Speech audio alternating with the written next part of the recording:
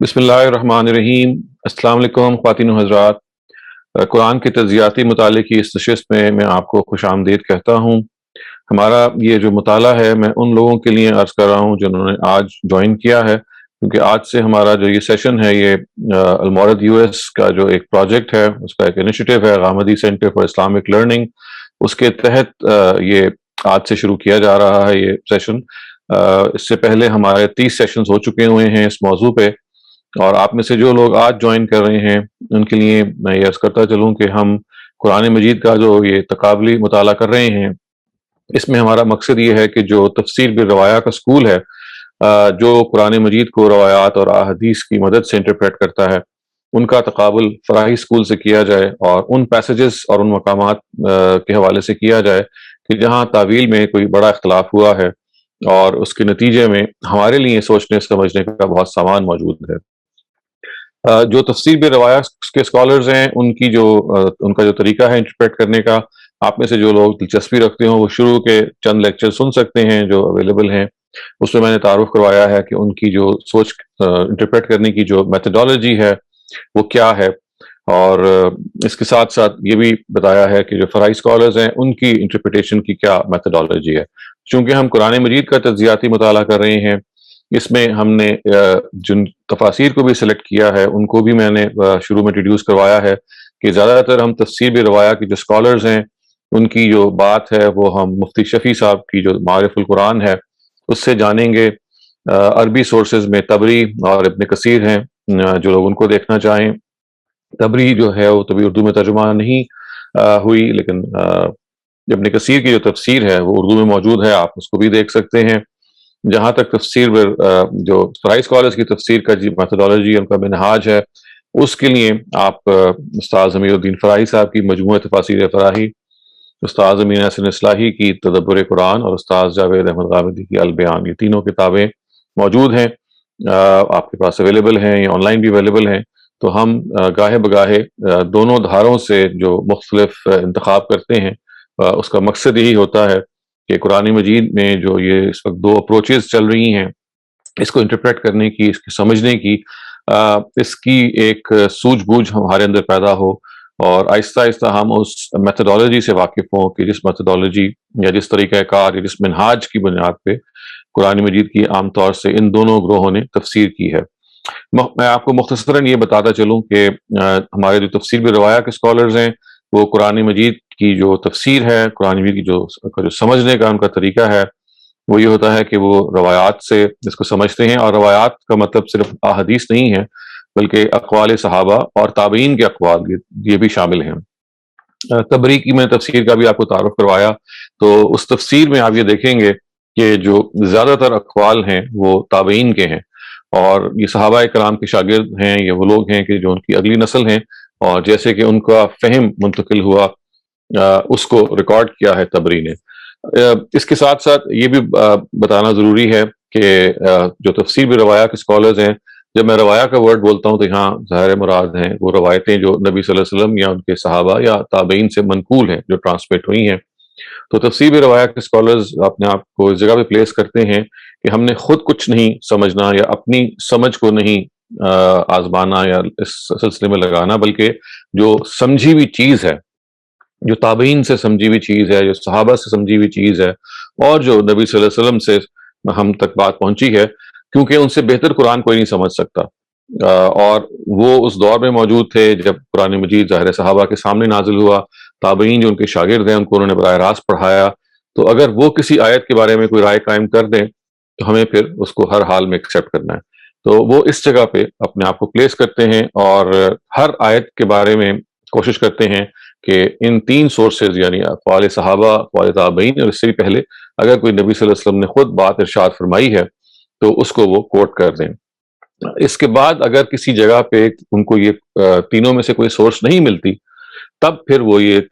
اپنے آپ کو اس جگہ پہ محسوس کرتے ہیں کہ اب ہمیں براہ راست آیت کو سمجھنا ہے، لیکن ایسا تقریباً نہ ہونے کے برابر ہے، کیونکہ اگر آپ میں سے جو لوگ عربی سے واقف ہیں یا اگر نہیں بھی واقف ہیں تو ان کو یہ میں بتاتا چلوں کہ طبری کی جو تفسیر ہے اس کے اندر شاذ ہی کوئی ایسی آیت ہے کہ جس کے تحت ان تینوں سورسز میں سے کوئی ایک سورس نہ موجود ہو۔ اس کے برعکس جو فرائی اسکالرز ہیں وہ ان کی جو میتھڈالوجی ہے، ظاہر ہے اس کو بھی میں نے ایک موقع پہ تفصیل سے ان لیکچرز کے شروع میں آپ کو بتایا ہے، لیکن پھر بھی میں مختصراً ان لوگوں کے لیے جو آج جوائن کر رہے ہیں عرض کر دوں، اگر وہ بہتر سمجھیں تو وہ شروع کے ان کچھ لیکچرز بھی سن سکتے ہیں، لیکن مختصراً فرائی اسکالرز یہ سمجھتے ہیں کہ قرآن مجید کی جو فہم ہے، قرآن مجید کو جو سمجھنا ہے وہ براہ راست قرآن مجید سے سمجھا جائے گا، اور قرآن چونکہ زبان کے قالب میں ہے، زبان کے ڈھانچے میں ہے، تو زبان کا ایک اچھا علم، اور قرآن چونکہ شہپارہ ادب ہے، قرآن کی نوعیت ایک ادبی شہپارے کی ہے، اس وجہ سے ایک لٹریری اپریسیشن ایک مفسر کے اندر ہونی چاہیے، اس کا پری ریکوزٹ ہے، کیونکہ زبان جیسے کہ قرآن مجید کی ہے وہ نہ نثر ہے معروف معنوں میں، نہ وہ نظم ہے معروف معنوں میں، بلکہ وہ نظم اور نثر دونوں کی جو ٹریٹس اور کوالٹیز ہیں اس کو اپنے اندر سموئے ہوئے ہے۔ اس وجہ سے زبان کا ایک اچھا علم ہونا ضروری ہے، قرآن مجید کی جو زبان ہے وہ قرآن کے اندر پرزروڈ ہے، اور اس کے ساتھ ساتھ کلام عرب جس کو آپ کلاسیکل عربک لٹریچر کہہ سکتے ہیں وہ بھی ہمارے پاس موجود ہے، جس سے ہم استشہاد کر سکتے ہیں۔ استشہاد کا مطلب ہے کہ ہم اس سے ڈیڈیوس کر سکتے ہیں، ایڈیوس کر سکتے ہیں الفاظ کے معانی، اور اسی طرح سے یہ بھی ایک امپورٹنٹ چیز ہے کہ قرآن مجید میں جو آیات موجود ہیں وہ ایک سٹرکچرڈ طریقے سے ایک سورہ میں اللہ تعالیٰ نے ان کو مرتب کروایا ہے اور نبی صلی اللہ علیہ وسلم کی زندگی میں، لہٰذا قرآن مجید میں سیاق و سباق ایک بہت اہم چیز ہے۔ آپ کسی آیت کو اگر آپ آئسولیشن میں لیں گے تو اس کے نتیجے میں سیاق و سباق کے نظر انداز ہونے کا پورا موقع ہوتا ہے، جس کے نتیجے میں ایک ہی آیت کے پھر بہت سارے ملٹیپل مفاہیم اور مطالب ہیں کہ جو تفسیر روایت کے اسکول کے لوگ جو ہیں وہ پریزنٹ کرتے ہیں۔ اس کے ساتھ ساتھ یہ بھی ایک فیکٹ ہے کہ ہمارے تفسیر روایت کے جو اسکالرز ہیں ان کے ہاں چونکہ شان نزول ایک بہت اہم چیز ہے۔ شان نزول کا مطلب یہ ہے کہ ایک آیت کے پیچھے کیا واقعہ تھا جس کے نتیجے میں وہ آیت نازل ہوئی، اور اس واقعے کی طرف عام طور سے کوئی روایت ہے یا حدیث ہے جو اشارہ کرتی ہے۔ تو تفسیر کی جو کتابیں ہیں جن کا میں نے ابھی تک آپ کو اشارہ بھی کیا، ان سب کے اندر یہ شان نزول ہر آیت کی تقریباً موجود ہوتی ہے کہ اس موقع پہ نازل ہوئی۔ تو جب آپ ہر آیت یا چند آیتوں کے لیے کوئی شان نزول تلاش کرتے ہیں تو اس میں پھر یہ لامحالہ کرنا پڑتا ہے کہ ہر آیت کو آپ آئسولیشن میں دیکھ رہے ہوتے ہیں، یعنی اس کو آپ ایک مربوط طریقے سے پیچھے سے نہیں دیکھ رہے ہوتے، چونکہ آپ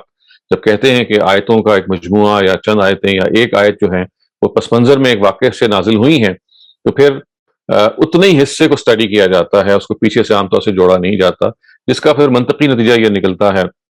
کہ قرآن کا جو سیاق و سباق ہے، اس کا جو کانٹیکسٹ ہے، وہ پھر اہمیت نہیں اختیار کرتا تفسیر روایہ کے اسکالرس کے ہاں، کیونکہ جب آیت ہی الگ الگ اتری ہیں یا مثال کے طور پہ ہر ایک کی اپنی الگ الگ شان نزول ہے، یہ ضروری نہیں کہ ہر آیت کی الگ شان نزول ہو، بلکہ ایک پیسج کی ہو سکتی ہے، ایک گروپ آف ورسز کی بھی ہو سکتی ہے۔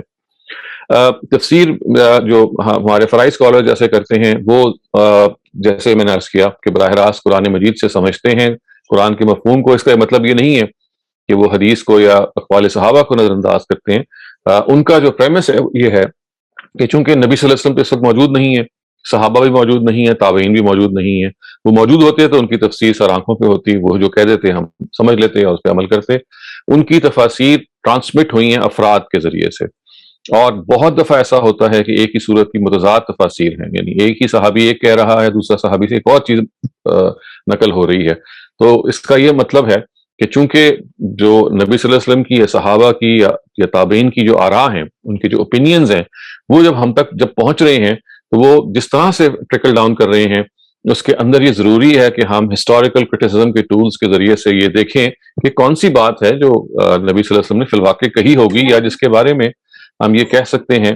کہ یہ وہ بات۔ رابطہ جی کسی وجہ سے منقطع ہو گیا تھا، میں مطلب پھر حاضر ہوں۔ میں آپ کے سامنے جس بات کو ایکسپلین کر رہا تھا وہ یہ تھا کہ فرائی اسکالرز جو ہیں وہ جب یہ کہتے ہیں کہ قرآن مجید کو براہ راست سمجھا جائے گا، تو وہ یہ کہتے ہیں یہ ایسے ہی ہے کہ آپ کے سامنے چونکہ قرآن مجید کا ٹیکسٹ جو ہے وہ نازل ہوا پڑا ہے، وہ پرزروڈ ہے جیسے کہ وہ اوریجنل تھا، لیکن نبی صلی اللہ علیہ وسلم کی جو بات ہے وہ ہمارے سامنے اوریجنل فارم میں نہیں ہے، یعنی قرآن کا ٹیکسٹ تو بین ہی پرزروڈ ہے، لیکن اس کی جو تفسیر صحابہ کر رہے ہیں یا تابعین کر رہے ہیں یا خود نبی صلی اللہ علیہ وسلم سے بعض تفسیریں مروی ہیں، تو وہ پرزرو نہیں ہے ہمارے سامنے، وہ ٹرکل ڈاؤن کی ہیں روایت کے طریقے پہ۔ تو یہ ضروری ہے کہ ان کو پھر یہ دیکھا جائے کہ ان میں سے کون ہے جس کو قرآن کا متن قبول کرتا ہے یا نہیں کرتا۔ اگر تو صحابہ یا تابعین یا نبی صلی اللہ علیہ وسلم ہمارے سامنے موجود ہوتے تو ظاہر ہے یہ obvious بات تھی کہ ہم انہی کے فہم کو ترجیح دیتے، کیونکہ وہ ہمارے سامنے اللہ تعالیٰ کی کتاب کی تشریح کر رہے ہیں۔ لیکن اس کے ایبسنس میں اب ان کی بات ہے جو چند لوگوں نے بیان کی ہے، جس میں غلطی بھی موجود ہے، جس کے اندر متضاد چیزیں بھی بیان ہوئی ہیں اور جس کے اندر ضعیف چیزیں بھی بیان ہوئی ہیں۔ تو اس لیے اب یہ ضروری ہے کہ ہم اپنے فہم کو ترجیح دیں، جو ہمارا فہم ہے، اور جو اس کے علاوہ روایتیں موجود ہیں اس کو اس فہم کے تابع رکھتے ہوئے جو روایت بھی اس فہم کے مطابق ہو اس کو ایکسیپٹ کریں، اور جو اس کے فہم کے مطابق نہیں ہوگا وہ اس کو ظاہر ہے کہ ریجیکٹ کر دیا جائے گا۔ اور اس فہم میں اختلاف بھی ہو سکتا ہے، کیونکہ انسان کی جو غور کرنے کی صلاحیت ہے وہ ایک نہیں ہے۔ ہر انسان مختلف صلاحیتوں کے ساتھ یہاں انسان سے مراد اسکالرز ہیں، تو ایک ہی اسکالر نے جب انٹرپریٹ کیا ہے قرآن مجید کی مختلف آیات کو تو اس میں اختلاف بھی کیا ہے۔ تو یہ ایک میں نے تھوڑی سی آپ کے سامنے ایک سمری پیش کی ہے تفسیر بالروایہ اسکالرز کی اپروچ کی اور فرائی اسکالرز کی اپروچ کی، جس کے نتیجے میں آپ یہ سمجھ سکتے ہیں کہ they are at two diametrical ends, یعنی they are two opposite ends. یعنی ایک جگہ پہ قرآن کا ٹیکسٹ اصل چیز ہے، اس لیے میں کہتا ہوں کہ یہ انٹرنزک طریقہ ہے تفسیر کرنے کا جو فرائی اسکالرز کا ہے۔ دوسروں کے ہاں ٹیکسٹ اصل چیز نہیں ہے، بلکہ خارج میں جو ٹیکسٹ کی تفسیریں موجود ہیں وہ اصل چیز ہیں، ان کو اصل مانا جائے گا اور ٹیکسٹ کو پھر بعد میں دیکھا جائے گا۔ تو یہ ایک بہت ڈراسٹک فرق ہے، اور اتنا زیادہ اس کے اندر بودھ ہے انڈرسٹینڈنگ کا اور اپروچ کا کہ یہ کیس ان پوائنٹ بہت اچھا بن جاتا ہے ان کے کمپیریزن کا، کیونکہ دونوں کے جو کمپیریٹیو اسٹڈی ہے اس سے ہم جیسے طالب علموں کے لیے قرآن مجید کو سمجھنے کی راہیں کھلتی ہیں، اور قرآن مجید کی جو انٹرپریٹیشن ہے اس کے حوالے سے ہماری ایک ٹریننگ ہوتی ہے کہ ہم اس کو کیسے انڈرسٹینڈ کریں۔ ایک اور بات بھی میں یہاں عرض کرتا چلوں کہ یہاں ہمارا مقصد ہرگز یہ نہیں ہوتا کہ جس اوپینین کو مثال کے طور پہ اگر ترجیح بھی کسی وجہ سے دی جا رہی ہے تو اس کا مقصد یہ ہے کہ سامعین اور حاضرین اس کو لازماً ایکسیپٹ کر لیں، بلکہ اس کا مقصد صرف یہ ہوتا ہے کہ جو پریزنٹر ہے، یعنی میں خود اگر کسی چیز کو سمجھتا ہوں کہ اس میں زیادہ وزن ہے تو میں اپنی اس ترجیح کا تو میں اشارہ کر دیتا ہوں، لیکن جو سننے والے ہیں، سمجھنے والے ہیں، وہ ہرگز اس کے پابند نہیں ہیں۔ وہ دونوں طرف کے استدلالات جو کہ ہم کوشش کرتے ہیں کہ ان نشستوں میں پریزنٹ ہو جائیں وہ ان کو سمجھیں، اور پھر کسی ایک کو وہ ترجیح دے سکتے ہیں یا اپنے سوچنے سمجھنے کے اس پروسیس کو جاری رکھ سکتے ہیں۔ تو بنیادی طور پہ یہ ایک ڈسکشن کی، ایک ڈائیلاگ کی، قرآن کو سمجھنے کی، اور ایک دوسرے کی جو ذہن کو انگیخت کرنے کی ہے کہ ہم اللہ تعالیٰ کی جو کتاب جو ہمارے سامنے موجود ہے اس کے ساتھ کوشش کریں کہ ہم انصاف کریں اس کی زبان اور اس کے انڈرسٹینڈنگ سے، اور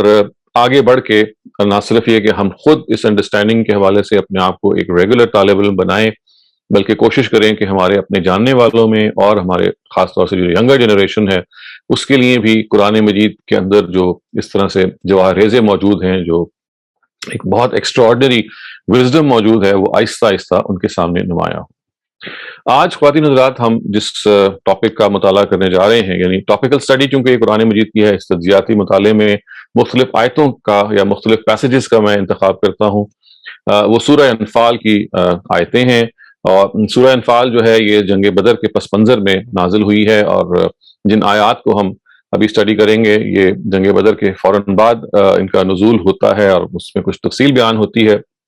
لیکن اس سے پہلے کہ میں ان آیات کو آپ کے سامنے پیش کروں، میں پھر ایک مرتبہ ایک تھوڑا سا پس منظر آپ کو بتانا چاہتا ہوں قرآن مجید کے انڈرسٹینڈنگ کا، چونکہ وہ اس اپروچ میں آپ کو یا آج کے پیسج میں بہت زیادہ نمایاں ہوگا۔ اور وہ یہ ہے کہ جس کو اگین ہم نے جب اس سیریز کو ہم شروع کر رہے تھے، اور انڈرسٹینڈنگ دا قرآن کے نام سے ایک سیریز ہم نے دوسری بھی اس کو ہم نے کنڈکٹ کیا تھا، تو اس میں یہ بتایا تھا کہ کس طرح سے جو فرائی اسکالرز ہیں ان کے انڈرسٹینڈنگ کے مطابق قرآن مجید کی جو ڈسکرپشن ہے، یعنی اگر آپ اس کو یونرا ڈیفائن کرنا چاہیں کہ وہ کیسی کتاب ہے، کیا وہ تاریخ کی کتاب ہے، کیا وہ اقوال کی کتاب ہے، کیا اس کے اندر نظم کا پہلو زیادہ ہے، کیا وہ نثر کی کتاب ہے، اس کے اندر وہ کیا پہلو ہیں جس کو ہم یہ کہہ سکتے ہیں کہ یہ اصل میں قرآن مجید کی ایک نمائندہ اس کو ہم کہہ سکتے ہیں کہ یہ اس کی ریپرزنٹیشن ہے۔ تو استاد حمید الدین فراہی نے اس چیز کو بیان کیا ہے اپنے مجموعہ تفاسیر فراہی، جو کہ ان کی کتاب ہے جس میں وہ قرآن کی تفسیر بیان کرتے ہیں، کہ اس کو اگر سب سے زیادہ کسی چیز سے تشبیہ دی جا سکتی ہے تو یہ ایک مکالمے کی کتاب ہے۔ It's a book of dialogues, اس کا ٹیکسٹ جو ہے وہ ڈائلاجک ٹیکسٹ کہلاتا ہے، کہ جس کے اندر افراد ہیں جو گفتگو کر رہے ہیں. اللہ میاں ظاہر ہے ان کی وہ اس کے مصنف ہیں، وہ ان ڈائلاگس کے وہ آتھر ہیں، لیکن ان ڈائلاگس کا جو معاملہ ہے وہ یہ ہے کہ وہ ریئل لائف جو کیریکٹرز ہیں جو 7th سینچری عربیہ میں اس وقت موجود تھے عرب کے اندر، یہ ڈائلاگ ان کے درمیان ہو رہا ہے. چنانچہ ایک طرف اہل ایمان کھڑے ہوئے ہیں، ان کے اندر منافقین بھی موجود ہیں، دوسری طرف کفار ہیں جن کے اندر اہل کتاب بھی ہیں اور مشرکین بھی ہیں. اسی طرح سے بعض آیتیں وہ ہیں کہ جو جبریل علیہ السلام جو ہیں وہ ان سے وہ مخاطب، ان کے منہ سے وہ نکلی ہوئی ہیں، وہ مخاطب کرتے ہیں.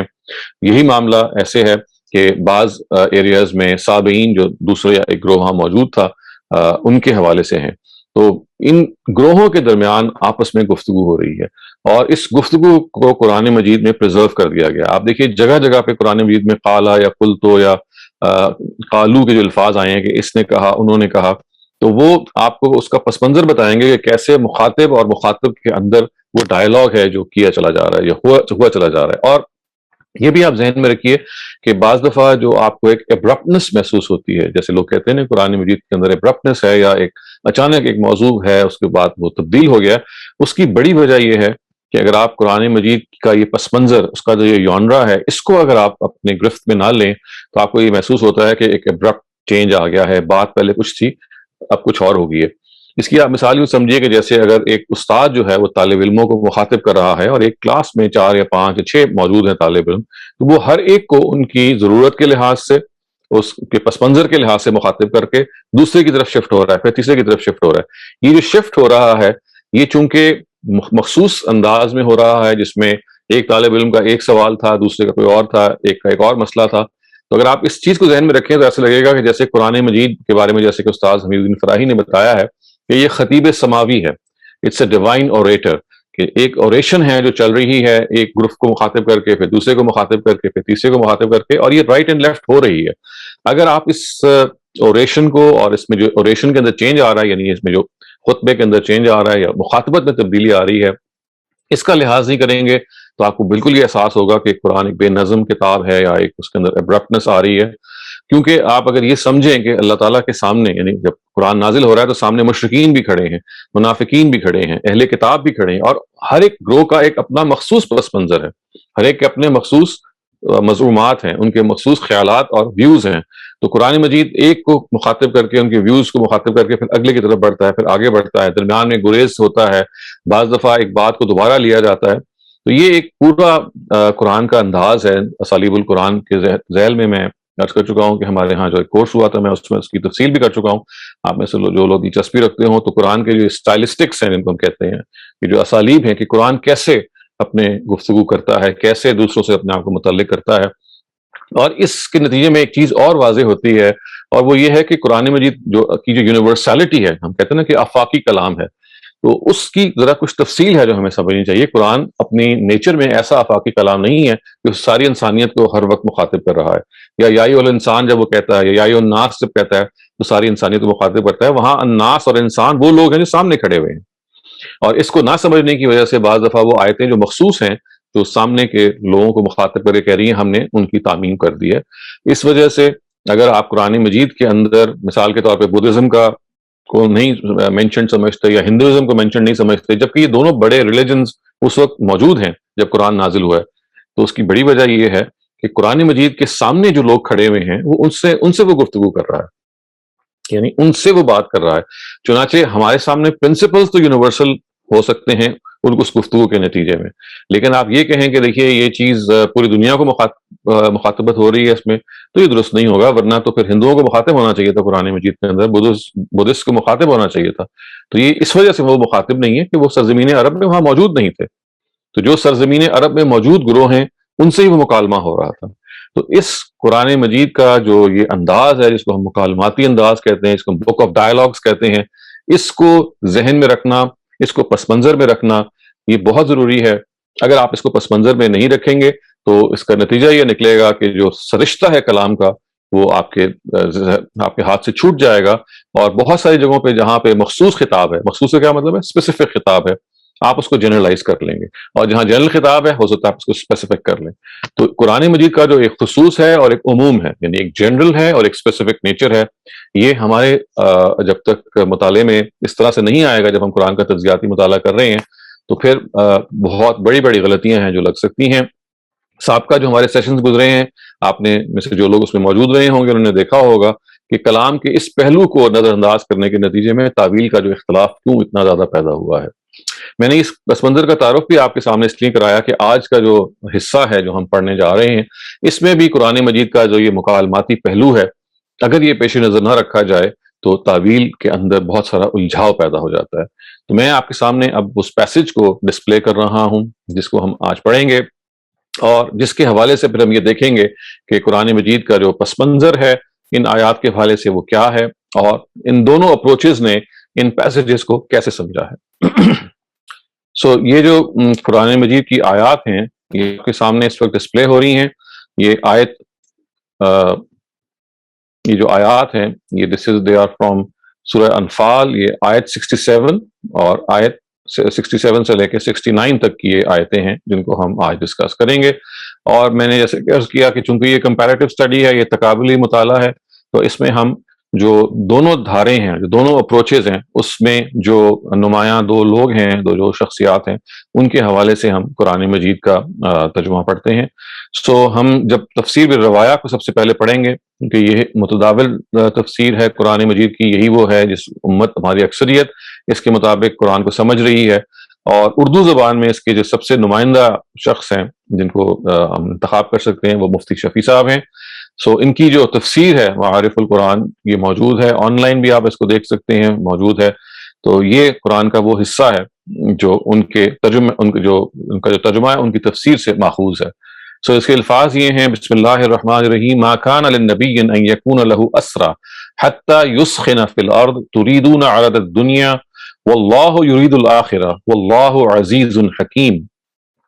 لولا كتاب من الله سبق لمسكم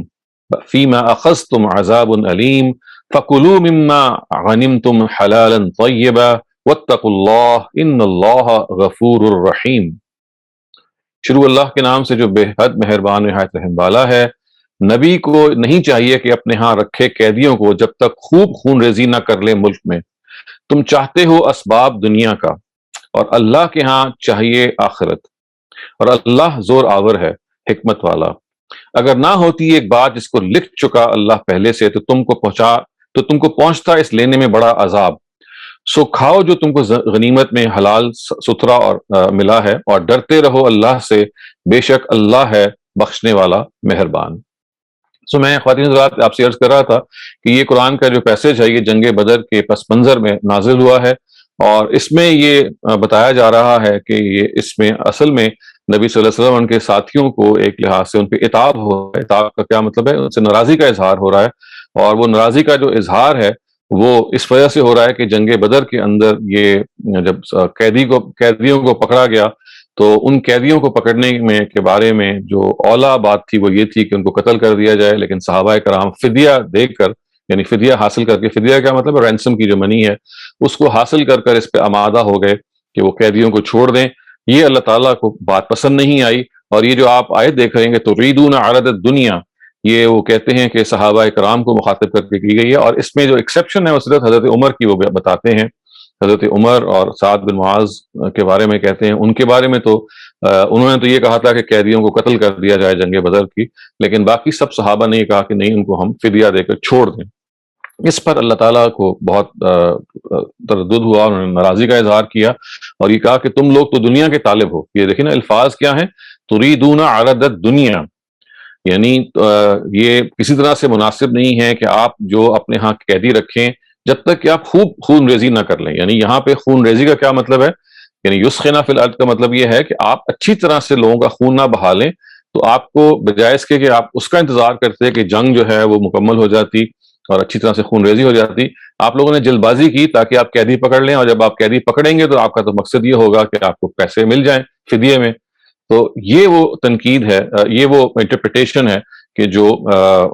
ہمارے ہاں تفسیر روایہ کے ہاں موجود ہے اسکالرس کے ہاں، اور یہ this is something which is I mean found in all amongst all scholars of تفسیر روایہ،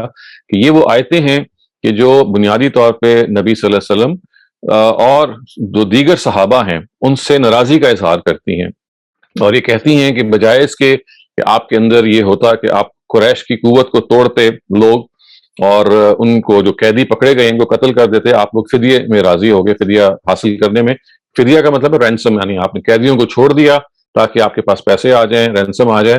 اور اس کے لیے قرآن یہ کہتا ہے کہ حتیٰ یسقن فی الارض، ہونا تو یہ چاہیے تھا کہ آپ اس جنگ کو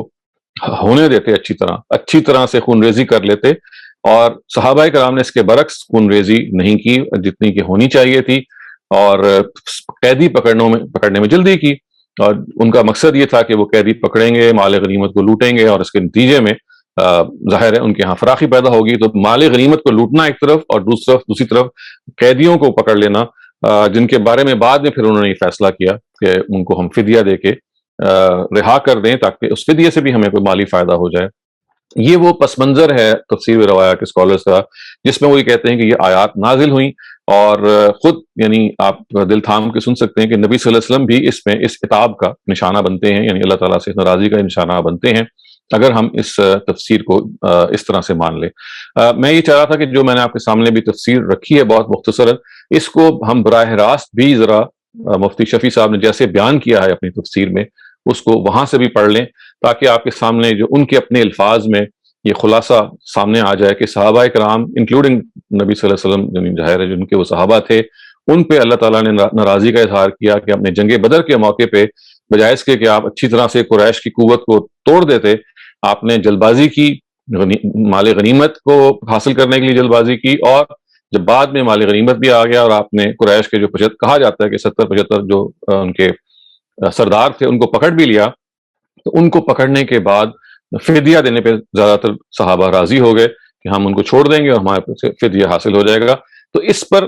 قرآن مجید نے ایک سخت تنبیہ کی ہے کہ تریدون عرض الدنیا، کہ آپ دنیا کے طالب ہو چکے ہیں، یہ حال ہے، اور اللہ تعالیٰ کا اگر فیصلہ نہ ہوتا تو وہ پھر آپ پہ شدید عذاب نازل کرتے۔ فیصلہ ظاہرہ مطلب یہ تھا کہ ابھی کوئی مہلت دی جاتی، ابھی تھوڑا سا معاملہ اور آگے بڑھایا جاتا۔ تو یہ وہ پس منظر ہے جس میں ان آیات کی توجہ کی جا رہی ہے۔ میں آپ کے سامنے جیسا کہ میں نے عرض کیا تھا کہ استاذ مفتی شفیع صاحب نے جیسے کہ اس کو بیان کیا ہے، آئیے ہم اس کی بھی ان یہاں سے پڑھ لیں کہ وہ اس کو کیسے بیان کرتے ہیں۔ یہ دیکھیے، میں آپ کے سامنے ذرا اس کو انلارج بھی کر دیتا ہوں کہ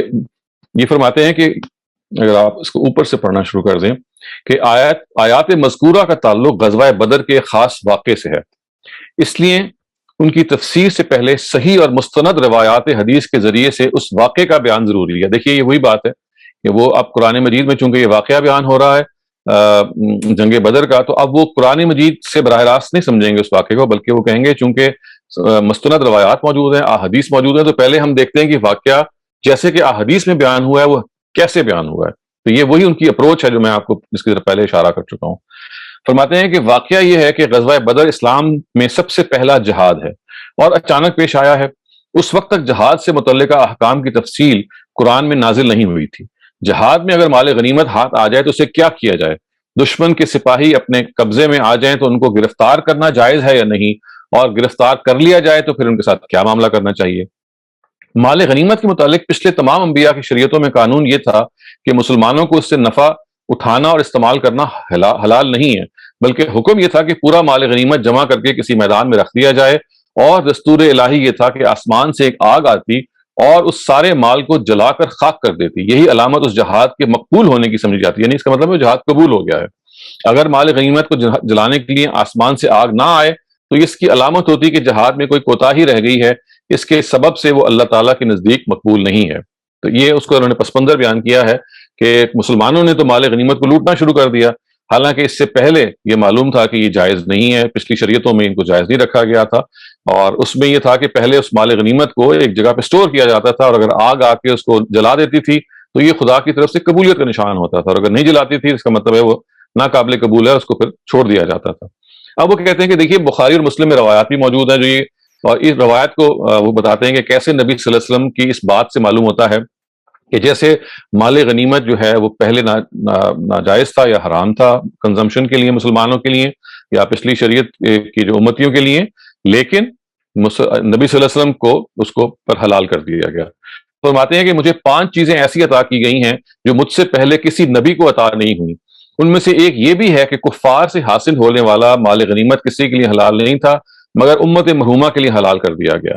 مال غنیمت کا اس امت کے لیے خصوصی طور پر حلال ہونا اللہ تعالیٰ کے تو علم میں تھا، مگر غزوہ بدر کے واقعے تک اس کے متعلق کوئی وحی حضرت صلی اللہ علیہ وسلم پر اس کے حلال ہونے کے متعلق نازل نہیں ہوئی تھی۔ اور غزوہ بدر میں اس صورتحال یہ پیش آئی کہ اللہ تعالیٰ نے مسلمانوں کو بالکل خلاف قیاس غیر معمولی فتح عطا فرمائی۔ یعنی ظاہر یہ ہمیں پتہ ہے کہ جنگ بدر میں کس طرح سے 313 لوگوں نے کفار کے ایک لشکر جرار کو فتح کیا۔ تو وہ اس چیز کو بیان کر رہے ہیں مفتی صاحب کہ جب یہ واقعہ اللہ تعالیٰ کی اس غیر معمولی مدد سے ہوا تو اس میں اس وقت تک کوئی حکم نہیں نازل ہوا تھا کہ آپ نے مال غنیمت کے ساتھ کیا کرنا ہے۔ آیا یہ کہ ابھی بھی وہ کنزمپشن یا اس کا استعمال ناجائز ہے یا اس کو جائز کر دیا گیا ہے۔ تو دشمن نے مال بھی چھوڑا جو بطور غنیمت مسلمانوں کے ہاتھ آیا، اور ان کے بڑے بڑے 70 سردار، دیکھیے یہ وہ ہے جو بات ہم ابھی بیان کر رہے تھے کہ 70 سردار تھے جو ان کے وہ قید یعنی وہ قیدی بن کے مسلمانوں کے قبضے میں آ گئے۔ اب وہ اگلی بات بیان کرتے ہیں، وہ یہ کہتے ہیں کہ مگر ان دونوں چیزوں کے جائز ہونے کی صراحت کسی وحی الہی کے ذریعے ابھی تک نہیں ہوئی تھی۔ یعنی یہ بات کہ ہم ان دونوں چیزوں میں یعنی مال غنیمت میں اور یہ لوگ کہ جو گرفتار ہو کے آگے ان کے ساتھ کیا معاملہ کرنا ہے اس کی تفصیل موجود نہیں تھی۔ اس لیے صحابہ کرام کے اس عاجلانہ اقدام پر عتاب نازل ہوا۔ عاجلانہ کا کیا مطلب ہے؟ جلد بازی۔ عتاب کا کیا مطلب ہے؟ ناراضی یا غصہ۔ تو اللہ تعالیٰ نے غصہ کیا اور یہ کہا کہ اور یہ فرمایا کہ اسی عتاب اور ناراضی کا اظہار ایک وحی کے ذریعے کیا گیا ہے کہ جس میں جنگی قیدیوں کے متعلق بظاہر تو مسلمانوں کو 2 چیزوں کا اختیار دیا گیا، مگر اسی اختیار دینے میں ایک اشارہ اس کی طرف تھا کہ مسئلہ کے دونوں پہلوؤں میں سے اللہ تعالیٰ کے نزدیک ایک پسندیدہ ہے اور دوسرا ناپسندیدہ۔ یہ ایک اور وحی کی طرف اشارہ کر رہے ہیں، ابھی آپ کے سامنے اس کی تفصیل آ جائے گی۔ وہ فرماتے ہیں کہ جامع ترمذی، سنن نسائی، صحیح ابن حبان میں روایت حضرت علی سے منقول ہے کہ اس موقع پر حضرت جبریل امین نبی صلی اللہ علیہ وسلم کے پاس آئے۔ اب یہ اس روایت کا حوالہ دے رہے ہیں جو یہ کہہ رہے ہیں نا کہ نبی صلی اللہ علیہ وسلم کے جو ساتھی ہیں ان کو چوائس دینے کے لیے بتایا گیا کہ اب آپ نے کیا کرنا ہے، آپ کے سامنے جو 70 جو سردار ہیں وہ گرفتار ہو کے آ گئے ہیں، آپ نے ان کا کیا معاملہ کرنا ہے۔ ان کو یہ حکم سنایا کہ صحابہ کرام کو 2 چیزوں میں سے اختیار دے دیجئے، ایک یہ کہ ان قیدیوں کو قتل کر کے دشمن کی شوکت کو ہمیشہ کے لیے ختم کر دیں، یعنی آپ قیدیوں کو قتل کر سکتے ہیں، اور دوسرا یہ کہ ان کو فدیہ یعنی کچھ مال لے کر چھوڑ دیا جائے، لیکن اس دوسری صورت میں بامر الہی یہ طے شدہ ہے کہ اس کے بدلے آئندہ سال مسلمانوں کے اتنے ہی آدمی شہید ہوں گے جتنے قیدی آج مال لے کر چھوڑ دیے جائیں گے۔ یعنی اگر 70 آپ نے قیدیوں کو آج مال لے کے چھوڑ دیا ہے تو آئندہ سال پھر 70 مسلمانوں کے جو لوگ ہیں وہ شہید ہو جائیں گے۔ یہ کہتے ہیں کہ جبریل امین نے بتایا نبی صلی اللہ علیہ وسلم کو، یہ دونوں چوائسز ہیں۔ آپ نے کہا کہ آپ دونوں چوائسز جو ہیں صحابہ کے سامنے رکھ دیجئے جس کو وہ چوز کرتے ہیں۔ یہ صورت اگرچہ تخیر کی تھی، تخیر کا مطلب ہے چوائس کی تھی، اور صحابہ کرام کو دونوں چیزوں کو اختیار دے دیا گیا تھا، مگر دوسری صورت میں 70 مسلمانوں کی شہادت کا فیصلہ ذکر کرنے میں اس طرف ایک خفیف اشارہ موجود تھا کہ یہ صورت اللہ تعالیٰ کے نزدیک پسند نہیں، کیونکہ اگر یہ پسند ہوتی تو 70 مسلمانوں کا خون اس کے نتیجے میں لازم نہ ہوتا۔ یعنی ظاہر ہے کہ دوسری جو تفصیل تھی یا جو چوائس تھی وہ تو یہی تھی نا کہ آپ 70 جو کفار حاصل ہوئے ہیں، آپ کو آپ گرفتار ہوئے ہیں، ان کو you set them free for ransom, لیکن پھر یہ کہا تھا کہ آئندہ سال پھر انہی 70 جو آپ نے کفار کے سردار کو ریلیز کیا ہے، ان کے بدلے میں 70 مسلمان شہید ہو جائیں گے۔ تو یہ کہا جا رہا ہے کہ یہ ظاہر ہے کہ ایک خفیف سا اشارہ تھا، it was a very subtle reference کہ یہ کوئی مناسب نہیں ہے، لیکن اس کو صراحتاً بیان نہیں کیا گیا۔ اب دیکھیے وہ آگے کیا بیان کرتے ہیں۔ صحابہ کرام کے سامنے جب یہ دونوں صورتیں بطور اختیار کے پیش ہوئیں تو بعض صحابہ کرام کا خیال یہ ہوا کہ اگر ان لوگوں کو فدیہ لے کر چھوڑ دیا گیا تو بہت ممکن ہے کہ یہ سب یا بعض کسی وقت مسلمان ہو جائیں، یعنی اگر ہم سب ان سرداروں کو چھوڑ دیتے ہیں تو این ممکن ہے یہ مسلمان بھی ہو جائیں، جو اصلی فائدہ اور مقصد جہاد ہے۔ دوسرا یہ بھی خیال تھا کہ مسلمان اس وقت افلاس کی حالت میں ہیں، یعنی ظاہر ہے غربت ہے ان میں، اگر 70 آدمیوں کا مالی فدیہ ان کو مل گیا تو ان کی تکلیف بھی دور ہو جائے گی اور آئندہ کے لیے جہاد کی تیاری میں بھی مدد مل جائے گی۔ تو رہا 70 مسلمانوں کا شہید ہونا، سو وہ مسلمانوں کے لیے خود ایک نعمت و سعادت ہے، اس سے گھبرانا نہیں چاہیے۔ تو دیکھیں نا کیسے انہوں نے توجہ کہ ہم اگر یہ فدیہ والی جو چوائس ہے اس کو قبول کر لیں تو یہ اس میں ہمیں مالی فائدہ بھی ہوگا اور اگر ہم ان کو چھوڑ دیتے ہیں ان سرداروں کو، ہو سکتا ہے وہ بعد میں مسلمان بھی ہو جائیں. اور مزید بنائیے کہ اگر یہ کہا جا رہا ہے کہ ان کے بدلے 70 مسلمان شہید ہو جائیں گے، تو یہ بھی تو ایک اچھی چیز ہے نا. شہادت تو اللہ تعالیٰ کے لیے کہ ہاں بہت بڑا رتبہ ہے، شہادت ہے مطلوب و مقصود مومن، جو اقبال نے بھی کہا ہے. تو اس وجہ سے ایک بہت یعنی ایک اہم چیز تھی کہ جس کی طرف ان کی توجہ ہوئی. ان خیالات کے پیش نظر صدیق اکبر اور اکثر صحابہ کرام نے یہی رائے دی کہ ان قیدیوں کو فدیہ لے کر آزاد کر دیا جائے. اب یہ وہ بات ہے، یعنی جب یہ پس منظر تھا تو حضرت ابو بکر صدیق اور اکثر صحابہ نے کہا کہ ہم let's set them free in exchange for ransom, یعنی ہم ان کو آزاد کر دیں گے فدیہ یا تاوان کے بدلے میں. صرف اب وہ دیکھیے بتا رہے ہیں کہ حضرت عمر ابن خطاب اور سعد بن معاذ وغیرہ یعنی چند حضرات نے اس رائے سے اختلاف کیا، اور انہوں نے کہا کہ ان سب کو قتل کر دینے کی رائے اس بنیاد پر دی کہ یہ حسن اتفاق ہے کہ اسلام کے مقابلے میں قوت و طاقت فراہم کرنے والے سارے قریشی سردار اس وقت قابو میں آ گئے ہیں، اور ان کا قبول اسلام تو موہوم خیال ہے، یعنی یہ انہوں نے اسلام تو قبول نہیں کرنا. تو اگر اب آپ کے سامنے یہ آئی گئے ہیں کہ ان کو ہم قتل کر دیں، تو اٹ از مچ بیٹر کہ we just dispense with them, یا ہم ان کو بالکل ان کو ختم کر دیں. اب اس بات کو دیکھیے جب وہ بیان کرتے ہیں تھوڑی اور تفصیل سے، تو یہ کہتے ہیں کہ رسول اللہ صلی اللہ علیہ وسلم جو رحمت اللہ عالمین ہو کے تشریف لائے تھے اور رحمت مجسم تھے، صحابہ کرام کی دو رائیں دیکھ کر آپ نے اس رائے کو قبول کر لیا جس میں قیدیوں کے معاملے میں رحمت اور سہولت تھی کہ فدیہ لے کر چھوڑ دیا جائے. اب یہ اگلی بات ہے، یعنی نبی صلی اللہ علیہ وسلم نے صحابہ کو چوائس تھی کہ آپ بتائیے کہ قتل کر دیا جائے یا رہا کر دیں فدیے پہ.